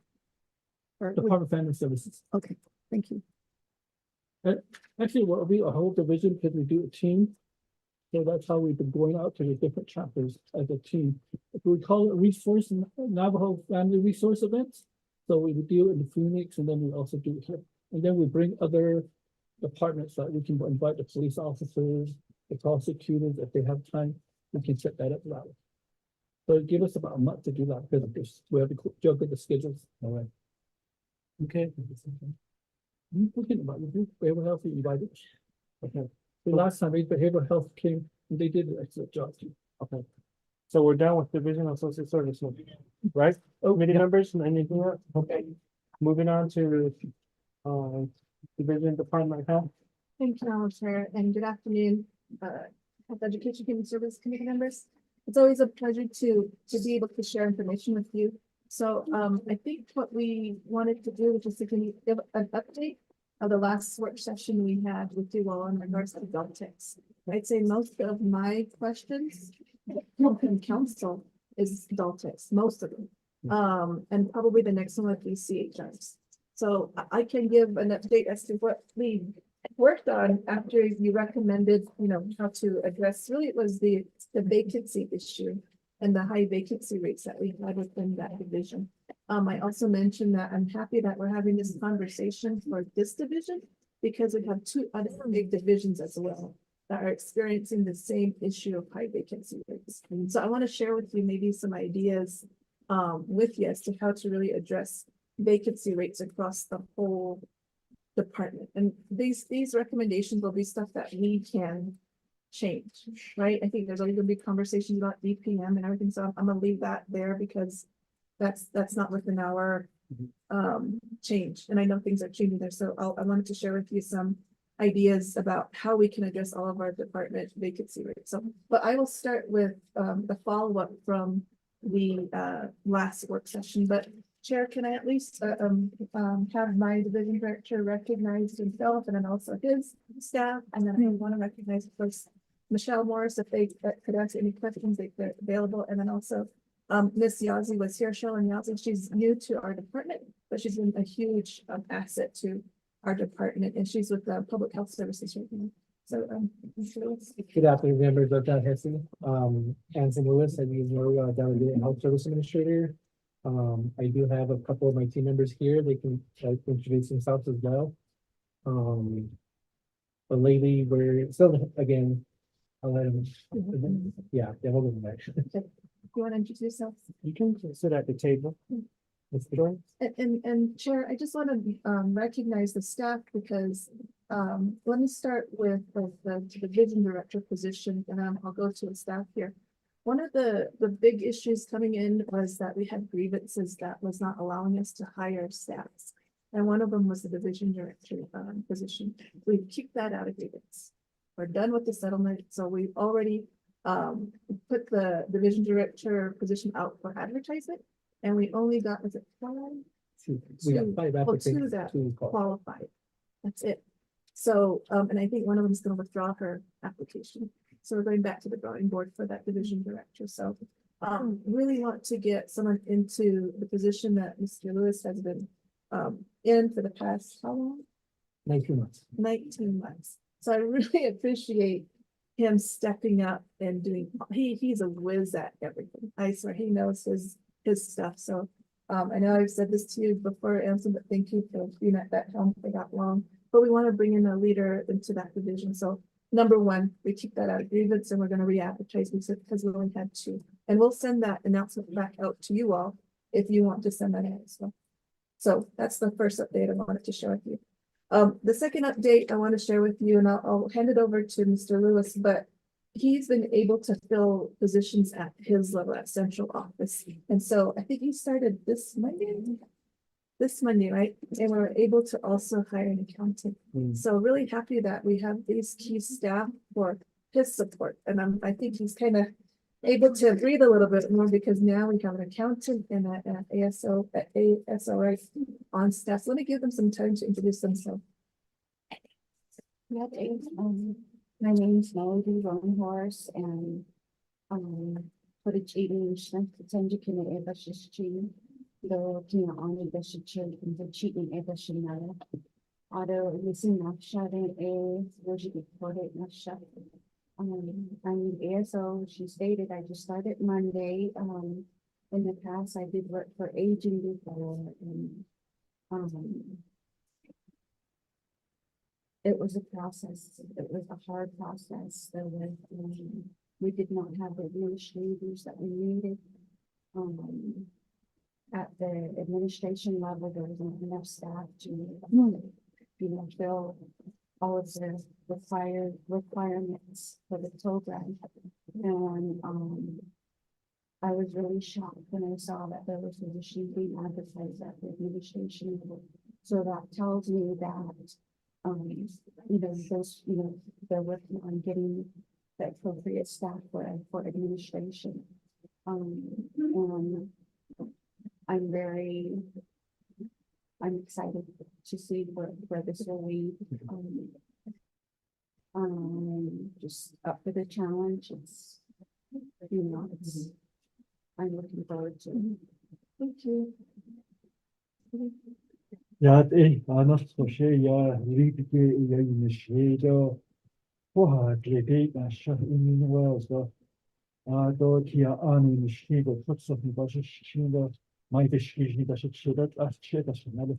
Jako, da taki na age liba nasz nisza. Jako, list da imienna senior center, da chodzi supervisor śledzo. A do it's the Humus is managed Intertribal Council of Arizona 16 years, about Nashish. For the nuns, the 2015 and Honation Banadish, a fossil grant has to be the condition, coordinated is the Shinanish. The partnership with the hand and the budgets that the contracts that they living another just other issue nationalish in other non national هذا يكون بس نداش مش مش مش ايش بس نداش مش all the that انت I'm this yeah. Thank you, Mr. Begay. And I don't know if you knew this, but I used to work for Mr. Begay when he was at Intertribal Council, and he was running the aging program, and then so he was my boss. So it was really cool when I came back, like, hey, and then Marlinda, who was sitting there, we both worked for Lee in the aging program. So that was really neat. So I just wanted to also just let you know that we're filling out central staff to support Mr. Lewis. How many more staff do you need to fill? Right now, we did have a caregiver resource specialist on hold, but within the last couple of days, he has rescinded his offers. So we do have referrals waiting right now, so we're gonna have interviews within the next week. We also have a senior planner, which we do have referrals, which we're gonna interview at the same time as a caregiver resource specialist. We are in the process of creating a new position for an office specialist at Deltex. And also we do have a contract analysis, which basically controls our construction matters to a certain level. So those are the positions that we're trying to get into play right now. And that would be our full capacity at the moment. So we're just trying to hire on people to help Mr. Lewis with what he's doing. Again, really appreciate what he's been able to do, really kind of solo. But I think Mr. Begay, that's it. So really happy that he's interviewing and hiring people. I want to go to the next level of, I guess, the leadership, which is our agency supervisor. So we have 5 of them. I think we reported this out last time, but a lot of them were in a delegated status. And it's not good to keep someone in a delegated status. Morale goes low, all different things. Anyway, they are all not in that status and they're actually permanent supervisors right now for all 5 of the agency. So that's also really good for that level of leadership. Did you want to add anything in terms of that level of leadership? As Ms. Russell said that, we had them all at permanent level. We did have 2 internally promoted to that services because they've been with the program long enough to understand day-to-day operations. So we do have 2 in-house promotions. And if we had a few of them coming in from outside the nation, but again, they've been doing very good so far. And they're leading their team to where they need to be for providing services. And so that then takes us to the actual senior center level, which we have 81. We just opened up one in Pueblo Pintado 2 weeks ago. So really happy for that community. And I believe by the end of this year, we'll have 3 additional senior centers open. Yes, that would be Goody Eye, chaired,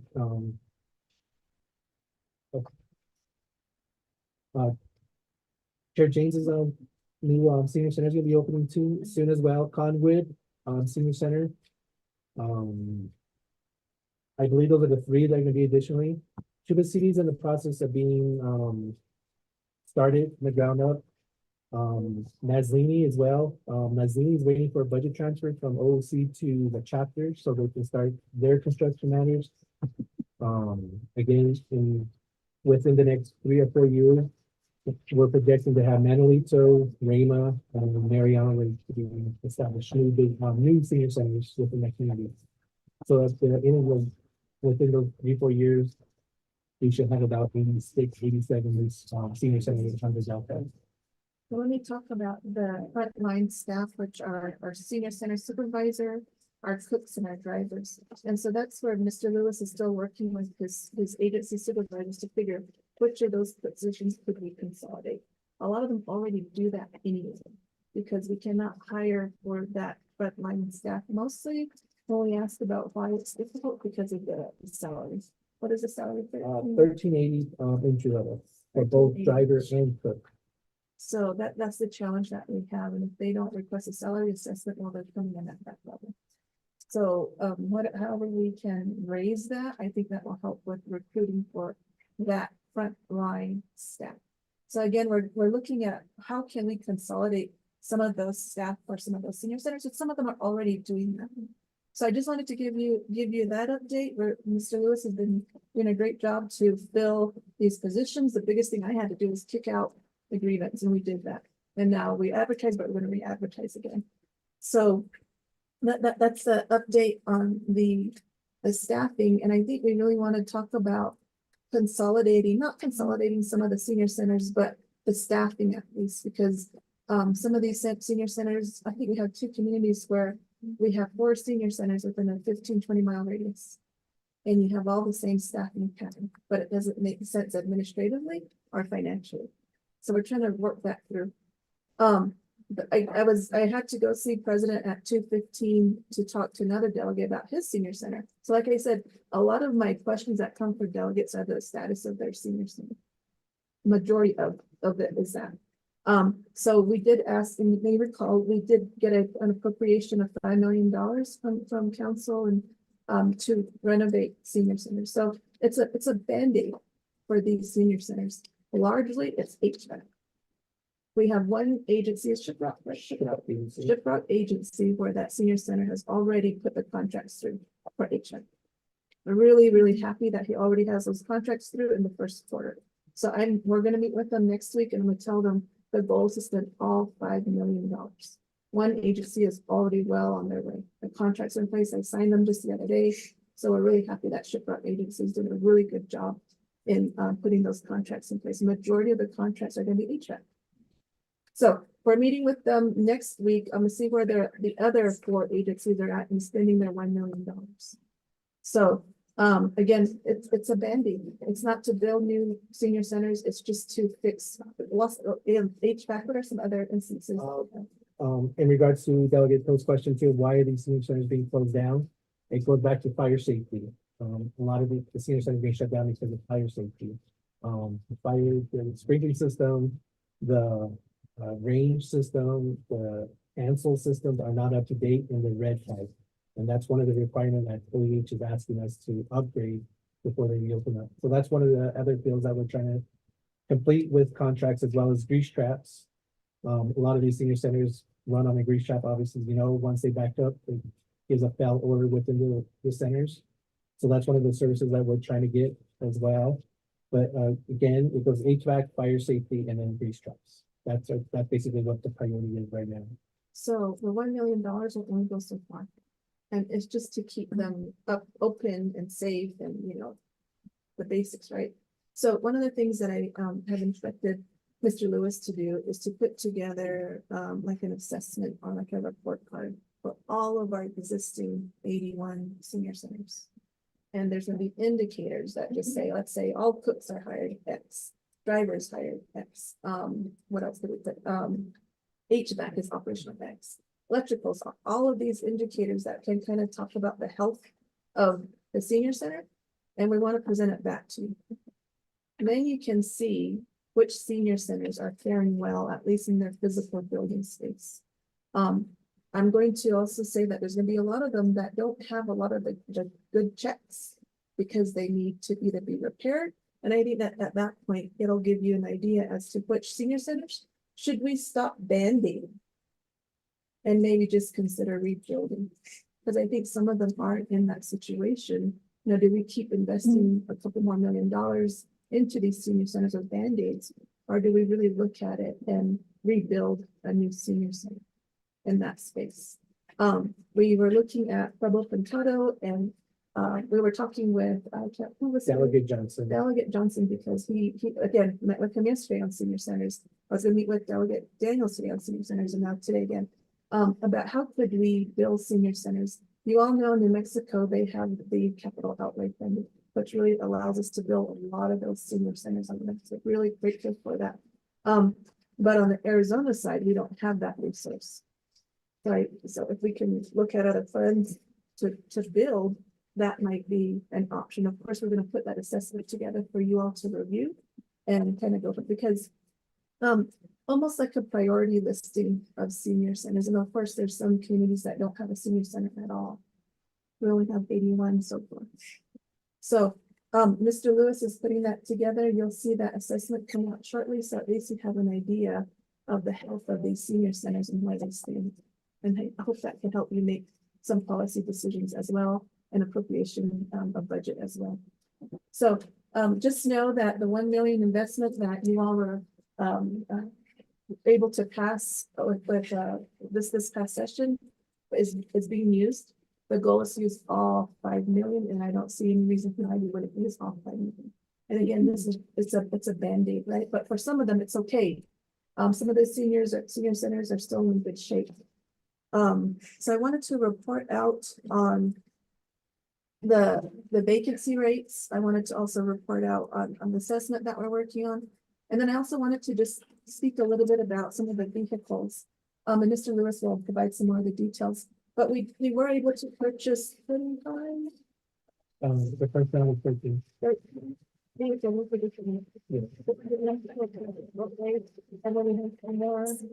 We have 20. So in regards to senior center vans, we do got 2.3 million from ARPA money. So we are in the process of purchasing 28 new vehicles. I am on the agenda on February 14th with motor vehicle review board. So once we get your blessing, I will start the bidding process on that. Stock Inez, the fiscal vehicle is also part of that agenda plan. But once I do get approval on that, I will seek your help on covering the shortfall after the 50,000. But the F-150 that we're trying to get for the senior center is running about 55. I know your next question is that yes, we can reach out to New Mexico. So once we do get that final approval from NBRD, I will seek your assistance on securing those additional funds. And that will be the fiscal capital outlay. That expires on 6/30/24 as well. I gave myself a deadline of 6/30/24 to purchase all 28 vehicles. Again, as this Director Russell said, that New Mexico does get the capital outlay funds on their end. So what I did is I'm going to provide more vehicles for Tuba City and Shinley agency. They're going to be getting 6 vehicles for their agency.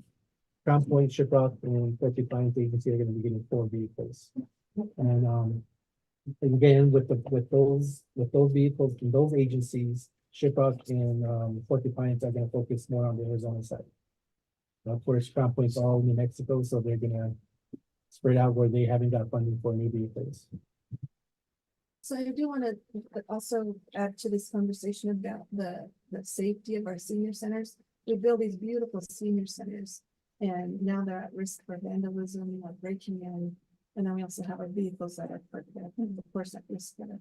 So what I've instructed Mr. Lewis to do, to work with his supervisors, to possibly fence in some of these senior centers. So that at least the physical building is fenced in, and the vehicles fenced in as well. At least it provides some sort of physical barrier from that happening. We're going to see if we can use the $1 million that was appropriated to each agency to do the fencing. Pueblo Pintado, beautiful facility, but it's not fenced in. All right. Another reason why it makes sense for us to fence in these facilities is when it comes to, especially now during the winter storm, there's always a need for wood.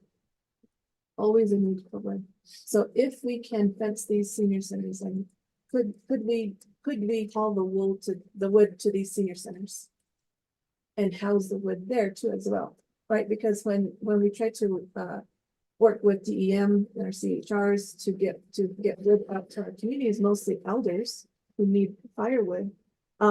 We say, well, we can do it at the senior center because it's fenced in. Again, the wood, the firewood can be stolen. So that's another thing that we're working on in terms of this, the security of the senior centers and physical space of the senior centers. And then this is, I'll hand it back over to Mr. Lewis, but in addition to that physical barrier of security and safety, maybe investing in security cameras, and I'll let Mr. Lewis speak to that one. Well, again, regarding to what Director Russell said, and prime example with Telephone County. Brand new building, everything's up good, everything's new inside, outside, but there's no security measures. There's no fencing, there's no, I guess you would say secure windowing, nothing. There's not even an alarm system in there. So again, we're investing all this money into our senior centers, but we're not protecting it to where we should be. And that's why I've been trying to propose, to get security cameras installed within the senior center. So again, it protects our property, it protects our investment. But not only does it do that, it protects our elders from, something that might happen to them within the building. I mean, I hate to say again, as they say, don't say it out, but there's something might, they might be abused within the senior center, might fall. So we're trying to figure out how we can also protect our investment with their senior center, but again, protect our elders at the same time. So again, there is a proposal that I have in plan. It's going to cost $4.1 million for all 80 senior centers to get security cameras. We'll control the data, we'll control everything, the nation. Basically all video imaging is going to be secured in a cloud system. But we own that, of course we own that information. We can use it to our advantages and whatnot. And again, say Friday night, somebody's walking around the senior center, that motion of the camera will send out a text to whoever is authorized to receive those texts, and we'll figure out. I mean, we can get on our phone and figure out who's walking around and see what's going on. And the response team with PDs, we probably all know it's the time. But again, if we know somebody that's in the area that works for the senior center, they can go and check it out or whatever. But again, that's a different conversation. Well, I think just people knowing that there's that system in place, it would deter them to a certain extent. That's not correct to do this. But again, that'll be a different conversation. Yeah. But Honorable Chair, Honorable Delegates, just wanted to give you that update in terms of our vacancy rates and how we've really been working to fill these positions. We are still working with our senior center agency supervisors to figure which positions can consolidate. And then figure, could we, I don't want to say get rid of them because we don't want to get rid of some of the positions, but we may be, because that's where all of our money gets tied up in. And that's why you see us not spending, because it's still in those positions, personal costs. So we're really taking a good look at it. We don't want to get rid of positions because it's going to be hard to get them back. So that's taking a little bit longer time to figure out how to consolidate that really front line staff. And then secondly, just wanted to update you on some of the safety and security needs and some of the things that we're thinking about in regards to that. And I just wanted to add this one thing, being with, especially with this snowstorm and having to respond, a lot of our programs respond, and a lot of the people that we're responding to are elders, are high needs clients. And so I'm tasking my team to put together, we're going to call it right now, a tribal elder response plan. It's pieces. We're one part of it. DEM is one part of it. Upstairs is one part of it. But at least for us internally, we're going to know what we do when we respond. And they've been responding all the time. It's nothing that's new to them, but at least putting together a plan that we all understand. And the second thing I'd like to follow up in that plan is we're going to look into GIS tracking to see if we could use GIS tracking to identify our high-risk clients and our elders. So when it comes to this, we already have this information that can be shared across the different departments and divisions within who do that emergency response. So just wanted to share with you some other ideas we have for our aging program. And I think I might address most of the questions. If not, I'm happy to do so. So yeah. If you made, I guess into, Delegate Toll's question about St. Michael Senior Center, they are closed because again, staffing. But at one point, Delegate Jesus was telling us that she was in the process of getting a new HVAC system there. But, new information that I got from Patricia Brigade, SPPS for DCD is stating that now they're using that money to fix the chapter house instead of the senior center. So that's why they're being housed, the chapter officials are conducting their meeting within St. Michael's. So again, it's basically the chapter one with the money there on the HVAC. But again, as Jennifer was to say, we do have that $1 million that we can try to do and help them get that new HVAC system there. Crown Point Senior Center, that is in the process of being contract, renovations in the process. Mr. Andy Thomas did inform me that the contract was signed, by President's office as of today. Is going to be submitting to OOC to get a contract number, and our weeks of construction should be able to proceed within the next couple of weeks. They're going to be getting a new roof, possibly a new restroom, ADA compliance, and then just small renovations throughout the senior center there. So he's projecting to have that open by next fall, early August, September for Crown Points.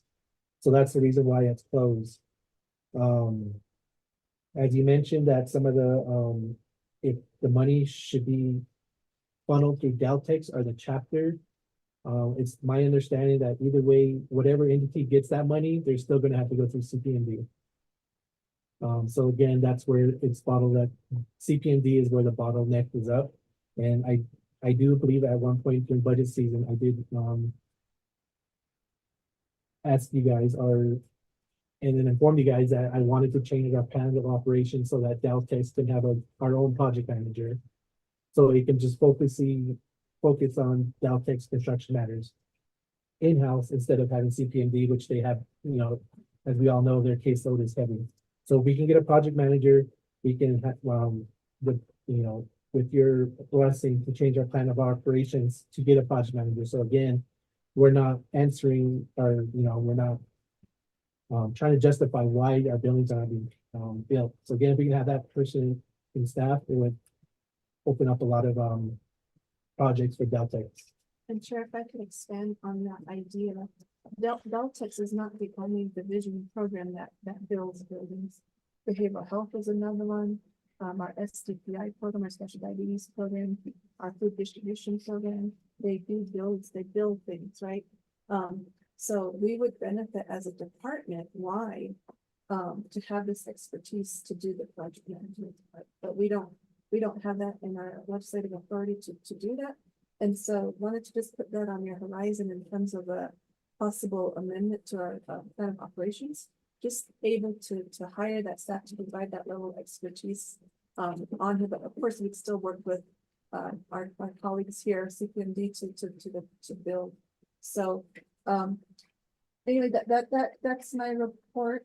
I'm happy to answer any other questions about Deltex, and really excited to get that assessment out. I know Mr. Lewis is working on it right now. He's working with the senior center agency supervisors to get the details to that. We'd like to present that back to you so that at least you know which senior centers are in a more favorable condition and those that are not the least favorable condition, just so that we know. Okay. Thank you. And then to answer Delegate Yang's question about Mexican Water Senior Center, basically we don't have the funding for staff. That would be the only answer I can provide you on that. Come budget season, we can after that supplemental funding to support the staff there. So again, that's where we would start off. So again, come budget season, we will definitely shoot you away. Complete your presentation? It is on that, but can I share some other? I think it's 20 minutes is up. Yeah, Okay. 20 minutes is up. So, so with that, I will leave it up to the committees, but I need a motion. Committee member. To accept the presentation report. Motion made by Honorable Curtis Unito. Second. Second made by Honorable Second made by Honorable George Cole. So with that, Honorable, Paul, Thank you, Chair, members, HEHSC, staff and community. It's kind of in a way I'm disappointed what you're giving to us. Same information that we've been requesting for a long time. Look at all this position, you should be concentrating on like the senior center level, instead of our management. These are the key people down here. They should be, should be starting. If I was you, I would fill this position. You've got cooks, you've got drivers, you've got 3 supervisors needs to, well, what are you doing about it? And then you're talking about merging. I haven't seen it. We just talked about it. The 3 that you guys have. And then you need to help give this information to the chapter official and tell them, hey, this is what's wrong with the senior center, not to us. You need to get out there and tell them. And that's your job, okay? Me. Even program supervisor out there needs to go to the chapter and tell them. You complain about your senior center here, some of the issues. I don't have to get that information. There's a supervisor over there in the front one that should go to these meetings and tell them, you should, whoever calls you, so-and-so senior center is in this situation, that person should go over there and explain to them. So, it is, yeah, with all due respect, we've been hearing this. This is what we're going to do. This is when I even have this plan right here, like social service brought their plan operation ready to go for them chairs. That's what needs to be done. How long does it take to get assessment? I could do that within 2 days. Let me tell you, I know where it's at. And we should say, okay, this senior Casimir Lee, whoever is Gina Hawkey, go to that chapter. The chapter official are coming to us. So they should be, we should be concentrating on this. Drivers, Kushi, Bernardo, drivers like Nizi, Saint Michael, England, Bata. You can't, I mean, to merge the supervisor. I would understand the driver could give me it's legal sign with your down. How long I would say? So to me, when I try to defend administration of you, if you have some evidence that you have some information happening, then it will make me happy and fun. The other thing I'm asked for is program manager for my senior center. The money is still sitting there. I'm just waiting for a call. So and so is our project manager. Start working. I haven't heard anything. That should be done. So I know the money's right, yes. Look, senior center staff, very technological, pass this information to the community. So somehow this program manager needs to be informed, go out to these meetings. Some of these chat meetings are in Sundays. Let them go out there once a month, giving the information. Okay. What else should we say? Go. So when last time budgeting had found, the program manager brought some issue about feeding system. And what up this upon the update is all this thing.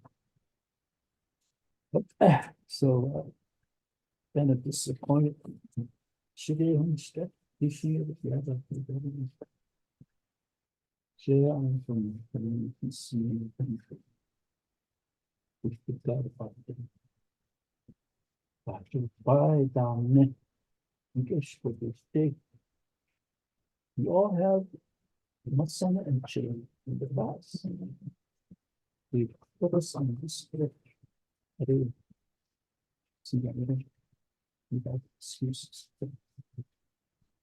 So. That's all I have to say. And I know. Chair, thank you. Thank you, Honorable Don Cole. With that, committee members, are there any additional questions, comments? There's none. I'd like to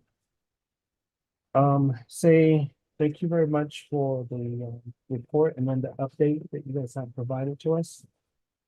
In regards to your personnel listing, your vacancy position. One recommendation that I'd like to give you guys is don't even put closing dates on these positions. Just recommend to Department of Personnel to leave it as open and temporary. Because that if you put closing dates on there, you're just adding more time to yourself. Because they're gonna DPM's gonna come back and say, well, closing date is on February 2nd. And they're gonna have to generate a memo for you and say, well, we didn't receive no applicants, you can reapply again. And then that's already about a week, 2 weeks again already.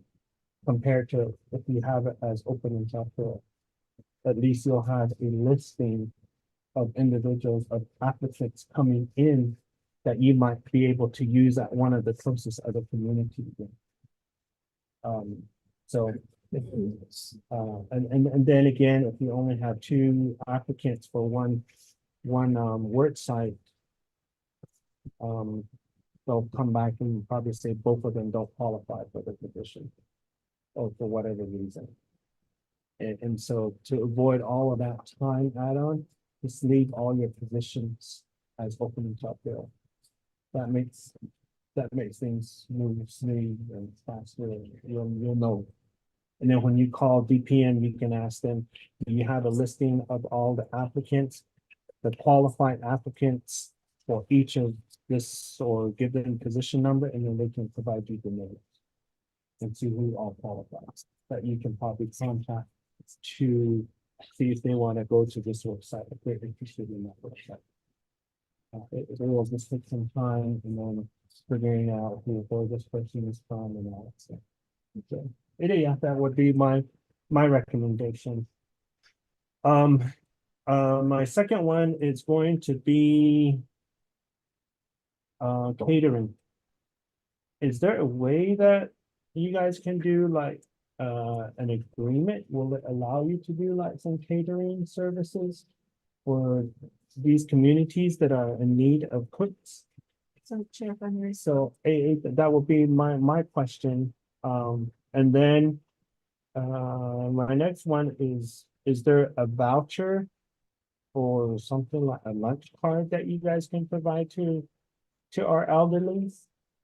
Maybe they can go to the nearest gas station and they're able to use whatever your meal allowances at that gas station to avoid trying to find a cook.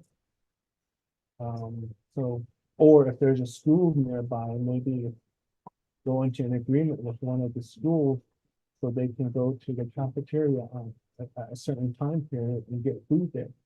Something like that. I mean, there's ways that I think you guys can accommodate the needs to try and address for those should not to eat. I mean, there's ways I think that it can be done. I know with federal funding, yes, this is federal or state funding. Title III is federal. With your federal funding, you're able to do A, B, and C. You're done. But again, the bureaucracy of the Navajo Nation, you have to do A, B, C, D, E, F, G, all the way to Z in order for it to happen. And I keep saying this since I got on council. I don't understand why we do that. When the federal government just does ABC, then they issue out the payment. But malformation, we go all through this whole process until we get to Z. And then we finally issue out the payment. That's the reason why I'm saying, is there a way that you can maybe look at it and take avenues and I know that the positions are sensitive, but it always questions me. Is like, if the speaker's office or if, the speaker is all looking at me. Speaker's office or president's office or whoever, or any program, they do some sort of event out there, right? And we have all different kinds of kids and elderlies that come, and then they get fed. And nowhere in that whole process, nobody's saying, oh, this is a sensitive position deal thing. But yet we still feed the elderly, we still feed the children. We don't even know where this catering is coming from, and we feed them. And so that's always been my question. So why are we just so in debt into sensitive positions? And I try to raise this with DPM, but DPM comes back at me and says it's the program. The program's the ones that identify what positions are sensitive. And so if president's office or the departments or speakers, legislative branch, whatever departments can do all of these stuff, then why can't we do it? Why can't we do that for our elderly? Maybe utilizing PEP workers at the chapter level. Something. I mean, we have certified chapters that are out there that can assist you. And I keep saying this on council floor. You have certified chapters that are able to maneuver certain things because they have the 5 management system. Maybe go into an agreement with some certified chapters to avoid all of this bureaucracy between OOC, OMB, and President's Office, DOJ, all of that, to avoid all of that, because certified chapters have their own procurement process. And maybe that would help to eliminate a lot of these issues that you are running into. And I just feel for you because, you know, again, we need to take responsibility as legislators. And then coming from executive branch. And for some reason, it's been a very lengthy process trying to figure out, okay, why can we not do this minimum wage? Because if we continue to advertise a position at this salary, who's gonna come? Nobody's gonna come. We can say here and praise and all of this stuff about benefits and all of this stuff, but you know, what they look at is the salary of each of these positions. And as executive branch, as legislative branch, as delegates, we're not taking on the responsibility to try to address this need, to try to fix this problem, the salary pay, the salary pay, 819. And we have competitors out there. If we go to the border towns, elderly centers, and how much they pay their cooks, and they only have to drive 5-10 miles down the street and they're already cooking away. Yeah, of course, we're going to lose individuals to those positions. Same thing with drivers. And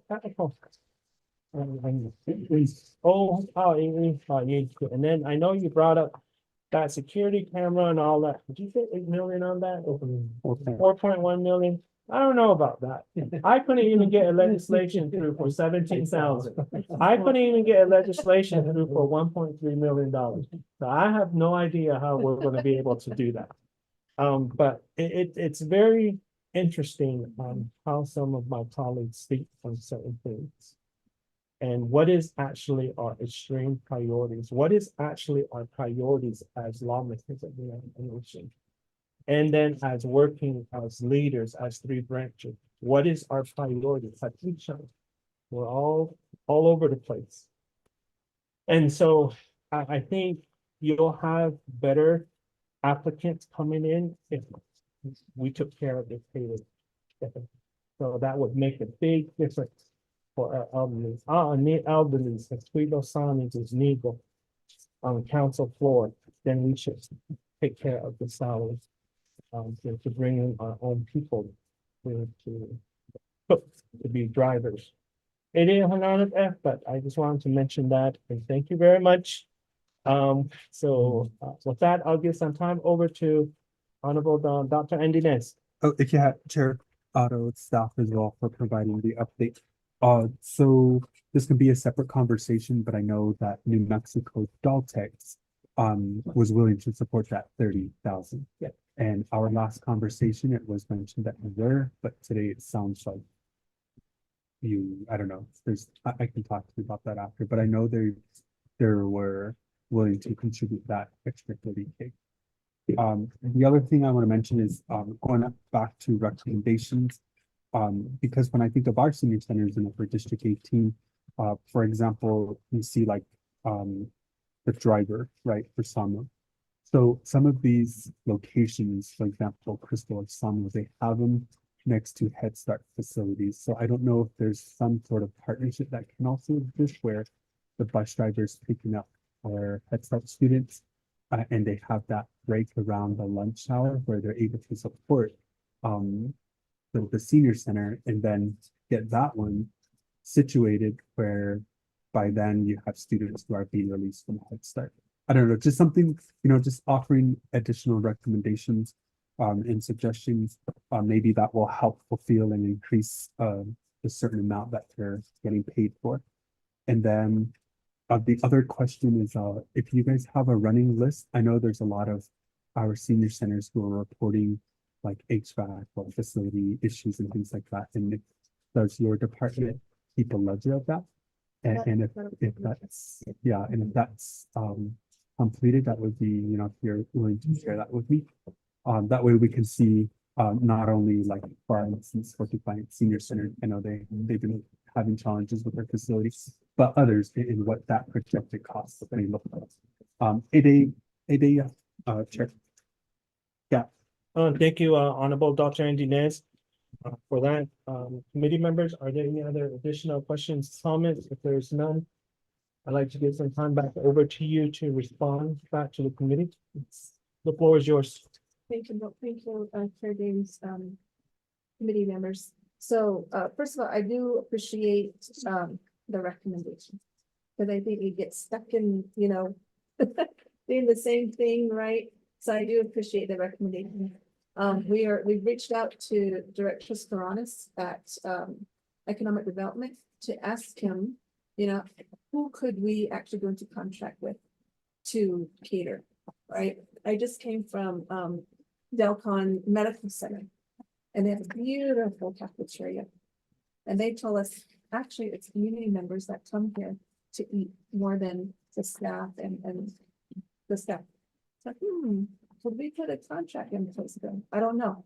So, just so we have been thinking about that.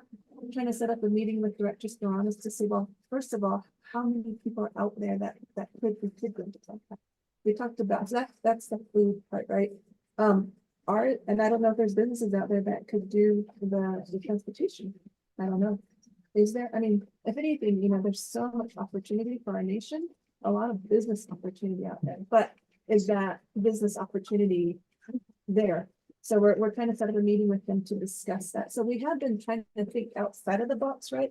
In terms of the cook and the driver positions, we have to do something different. We know that. We know that, the $13 an hour salary is not going to attract people. We know that. So we are trying to think outside the box. We've been talking about, is there someone who can do Meals on Wheels? So we've been talking about it too. So we appreciate the additional recommendations, and like you were saying with Head Start, we'll look into that too.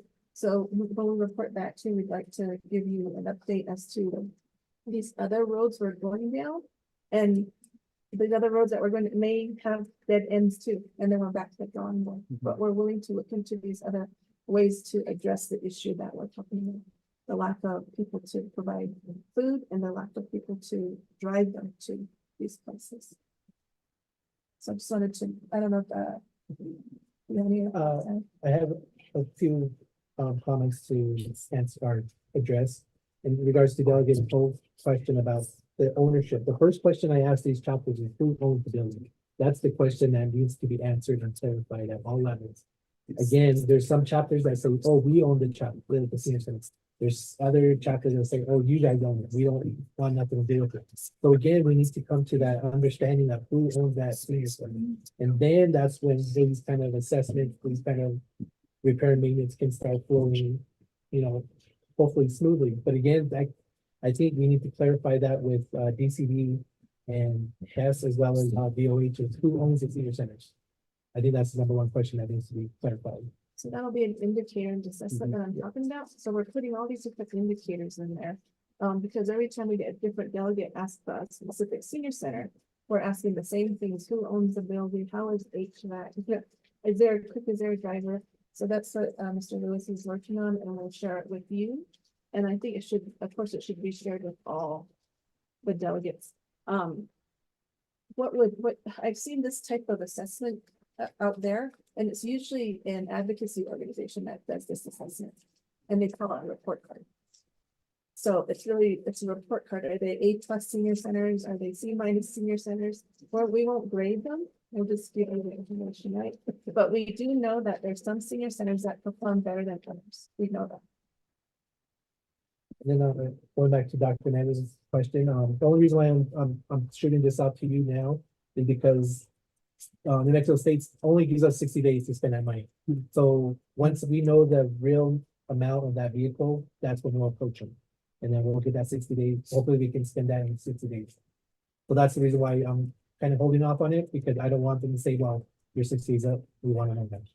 So in that regards to that, I don't know if they'll be in Santa Fe in the next couple of days, but we can probably reach out to Capital Outlay and give them our plans for that. And then we can. That completes with my comments. Okay. Committee members, are there any other questions, comments? And just really quickly on the New Mexico, I'm not going. The question that's floating around right now is 50 million going to the educational trust fund. And the way the bill is written, correct me if I'm wrong, Dr. Finance, is that the 50 million that was set aside for capital outlay project, that's what they're going to use towards the education trust fund. So if that does happen, then there's going to be no money for capital outlay funding for whatever submissions are being done by chapters and programs throughout the state of New Mexico. So that's going to be a very interesting topic. That's going to be coming tomorrow. Is that tomorrow? Yeah, tomorrow and Friday. I think it is. Committee this today though. Question, you know what funding source it is? State tax bonds or severance pay or severance bond? I think that'd be the question that we can. Yeah. It's From tax. And The severance tax? yeah, Okay. And revenue. and then I think Caltex though with New Mexico is just separate. It's not part of the actual allocations in this bill. Okay.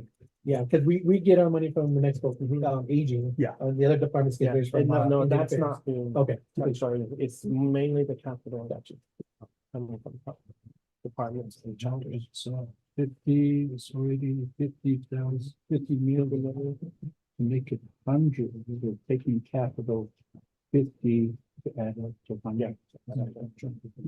And that's for this fiscal year, right? Or next fiscal year? So No, all of it? lot of Oh, yeah, That's why I was saying why.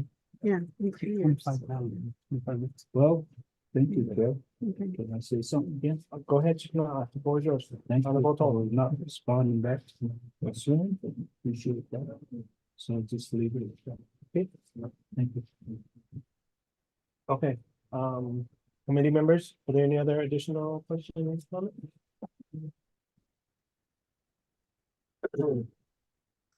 If there is none, presenters, is there any comments, response?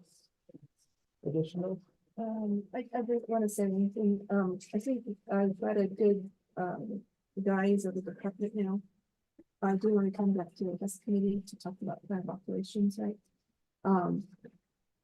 I think the plan of operations is already established, so doable. It's just investing resources into the offices. We have offices that only exist in black and white.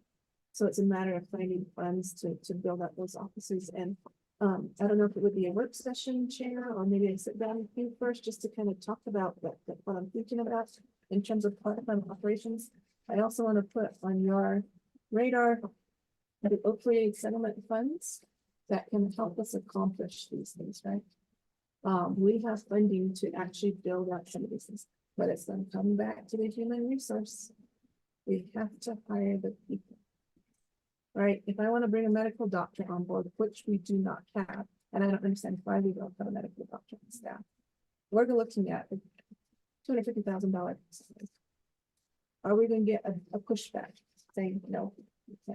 And if we do have qualified applicants, are we going to be assessing they don't qualify? Right? So when I talk about the work that we do here, I don't need more money. We are plentiful with money. We have a lot of money. I need the people to do the work. That's what I need. Not any more money, but the people.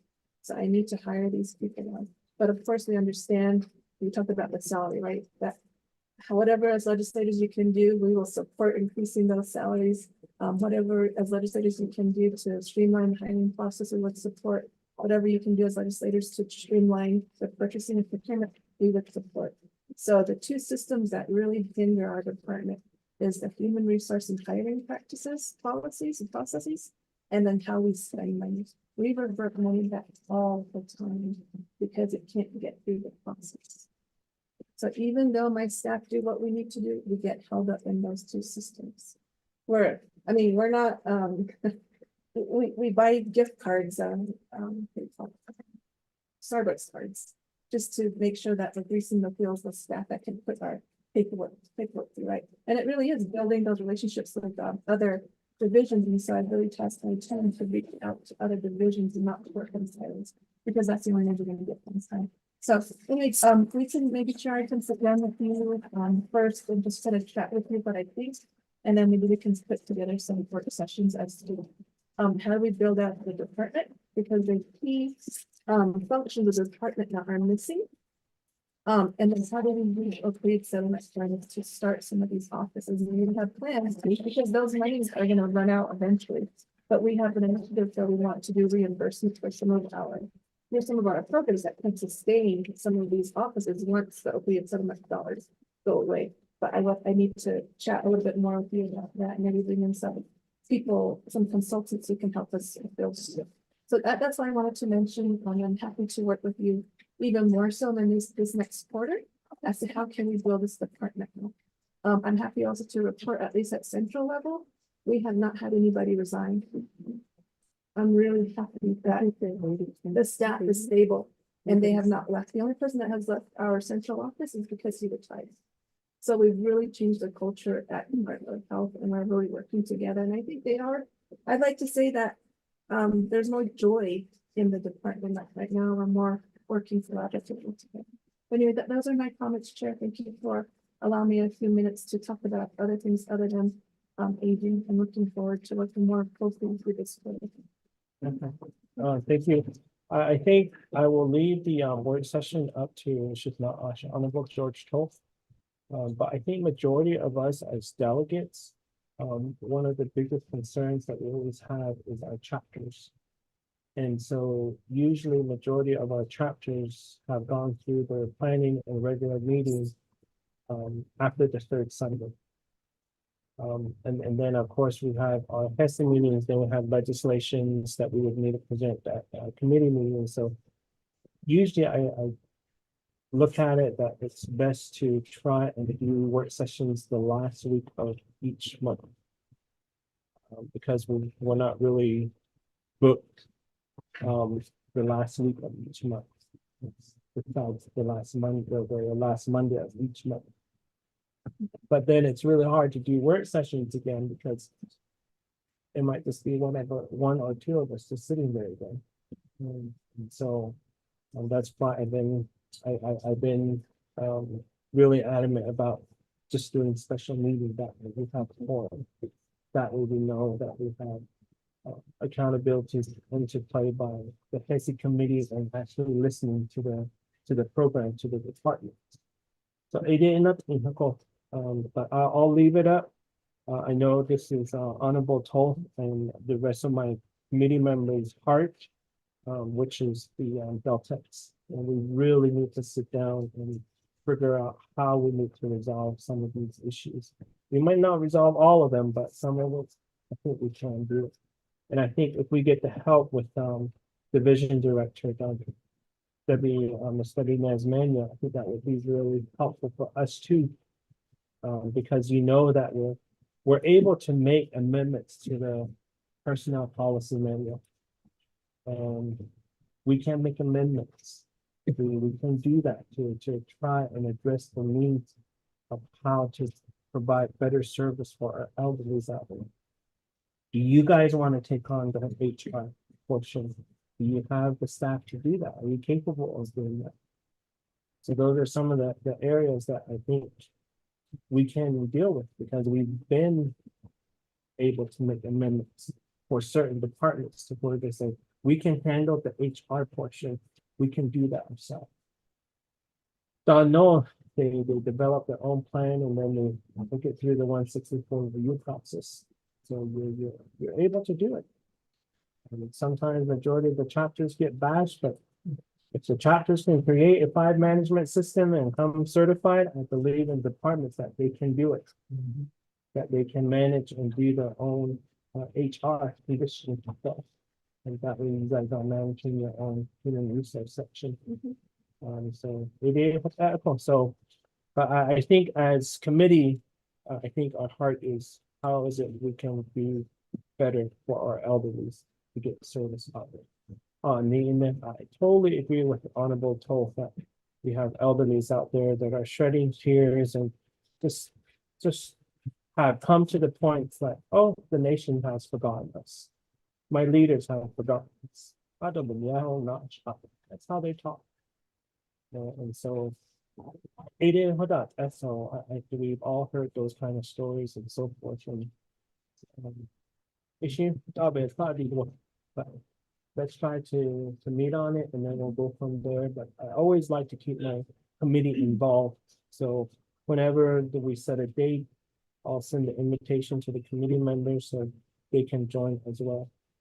These two are the ones that keep the committee looking good. They keep us all in order and they tell us and do everything. Karen and our advisor from Ms. Vinales. So I always have to have them there too. So that's the only way things will function. If I do things by myself or meet with the department by myself, that's a whole different story. If it's regarding my chapter, then I need my LDA that was here earlier too. I can't do this to myself. Yeah, the land grab 16. So I don't do things by myself. I just wanted to mention that. Ms. Benoni? Yeah, thank you, Mr. Chair. The other request that was made, that was added to the agenda is for at Ojo Encino for the NDOH crisis response team and the suicide prevention program and the grief counseling to be available, and I guess that coordinating the date with the Ojo Encino chapter. Thank you. Okay. So we're good. So with that, we do have a motion that was made by Honorable Curtis Unito and second by Honorable George Toll to accept the report, the updated information that was provided to us. Are there any other questions, comments going twice? There is none. I will call for a roll call vote. Honorable Dr. Andy Ness. Agree. Honorable Toll. Agree. Honorable Unito. Full green. Full green. Not half. 3 in favor, 2 absent, and chair not voting. So with that, thank you again for the report. We can't have part of myself. Stop. We can't have it's not. With that, moving on to item number 6, old business. There is none. 7, new business. There is plans in the works and scheduling of a visit and presentation at Ojo Encino. Working collaboration with Division of Social Service and Department of Health. So they issued that before coming. So we addressed that. Do we need a motion? Let's do a motion then. Yeah, motion made by Honorable Dr. Andy Ness. And then second, Honorable Toll. So with that, are there any questions regarding the scheduling with our Division of Social Service and Department of Health to provide presentation and do visits at Oho and Encino chapter?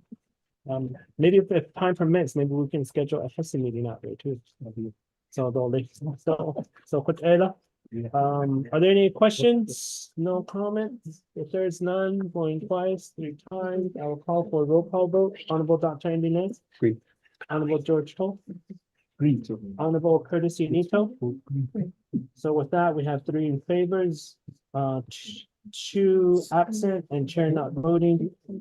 So with that, now moving on to number 8, close of meeting announcement, adjournment, next meeting and travels are next Monday, February 5th is at 10 a.m. Tonellia chapter. HEHSC's Health Education Human Service Committee regular meeting. At 1 p.m. is a school board enforcement public hearing at Tonellia chapter as well. And then for central agency, Monday, February 12th, 10 a.m. Pinyon Community School A and C room, Health Education Human Service regular meeting at 10 a.m. And then 1 p.m. school board apportionment public hearing at Pinyon Community School Gymnasium. I will not be at this Monday, February 12th meeting. I believe Honorable Vice Chair Jermaine Simonson's not going to be there as well because of the IHS budget formulation meeting that whole week, the week of February 12th. So I believe Honorable Dr. Nunez is going to chair the meeting. Yeah. So, February 12th? yeah.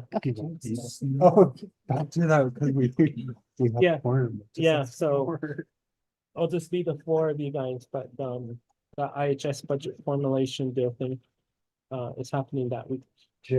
Yeah. Honorable Cole? I'm bringing up an issue. No, this is at Pinyon, vice chairs. The No, the 12th other one. Finally, next Monday.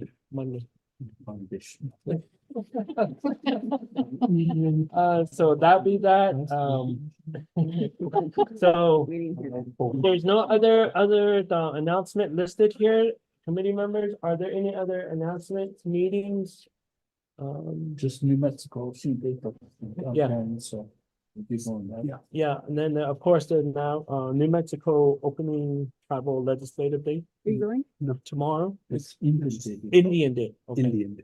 All right, Indian Day. Correction, I believe Honorable Dr. Inez is going, Honorable George Toth is going. I'm not going, Honorable Unito's not going, Delegate James not going. So, so 8 a.m. with that, but I believe in my colleagues. So 8 a.m. with that. Tomorrow I'm going to Rock Point. Yeah, Rock Point. There's a 7th grader that drew my picture and all that stuff. He's a 7th grader, and so he researched me out, and so I'm gonna do a surprise visit to that class tomorrow. Oh, they're the picture. No, I have it. I have That's the nice. picture. So so it's really cool, but yeah. I'm meeting my artist too next month. Oh, yeah, cool. It's so cool. Yeah. Oh, Yeah, so you'll be doing that next month, but mine is tomorrow. Mine will be tomorrow at Rock Point. So that's what I'm doing. So 8 a.m. with that. So that's where I will be tomorrow. There is no other announcement. I will call for a motion to adjourn. Motion made by Honorable Dr. Andy Nags, second for adjournment. Second by Honorable Toll. So that would be for adjournment at 5:17 p.m. Are there any questions? Going twice? Not roll call vote. Honorable Dr. Andy Nags. Green. Honorable George Toll. Green, sir. Honorable Unito. With that, we have 3 in favor, 0 opposed, 2 absent, and chair not voting. So with that, we are hereby adjourned at 5:17 p.m. Again, thank you very much, Division of Social Service. Thank you. For hosting us. Yeah. We will get out of here. That way you guys can get going and go home. I know, thank you. Oh, thank you. You have to wait an additional 10 minutes. Oh, no, we're here till 6. Vince, Yes. I need to tell you about something. Okay. Yeah, I think it's from 98. yeah. Okay. So that's what Frida is trying to change and increase the reimbursement rate. That's what we're doing. Okay. So I think she's the perfect person.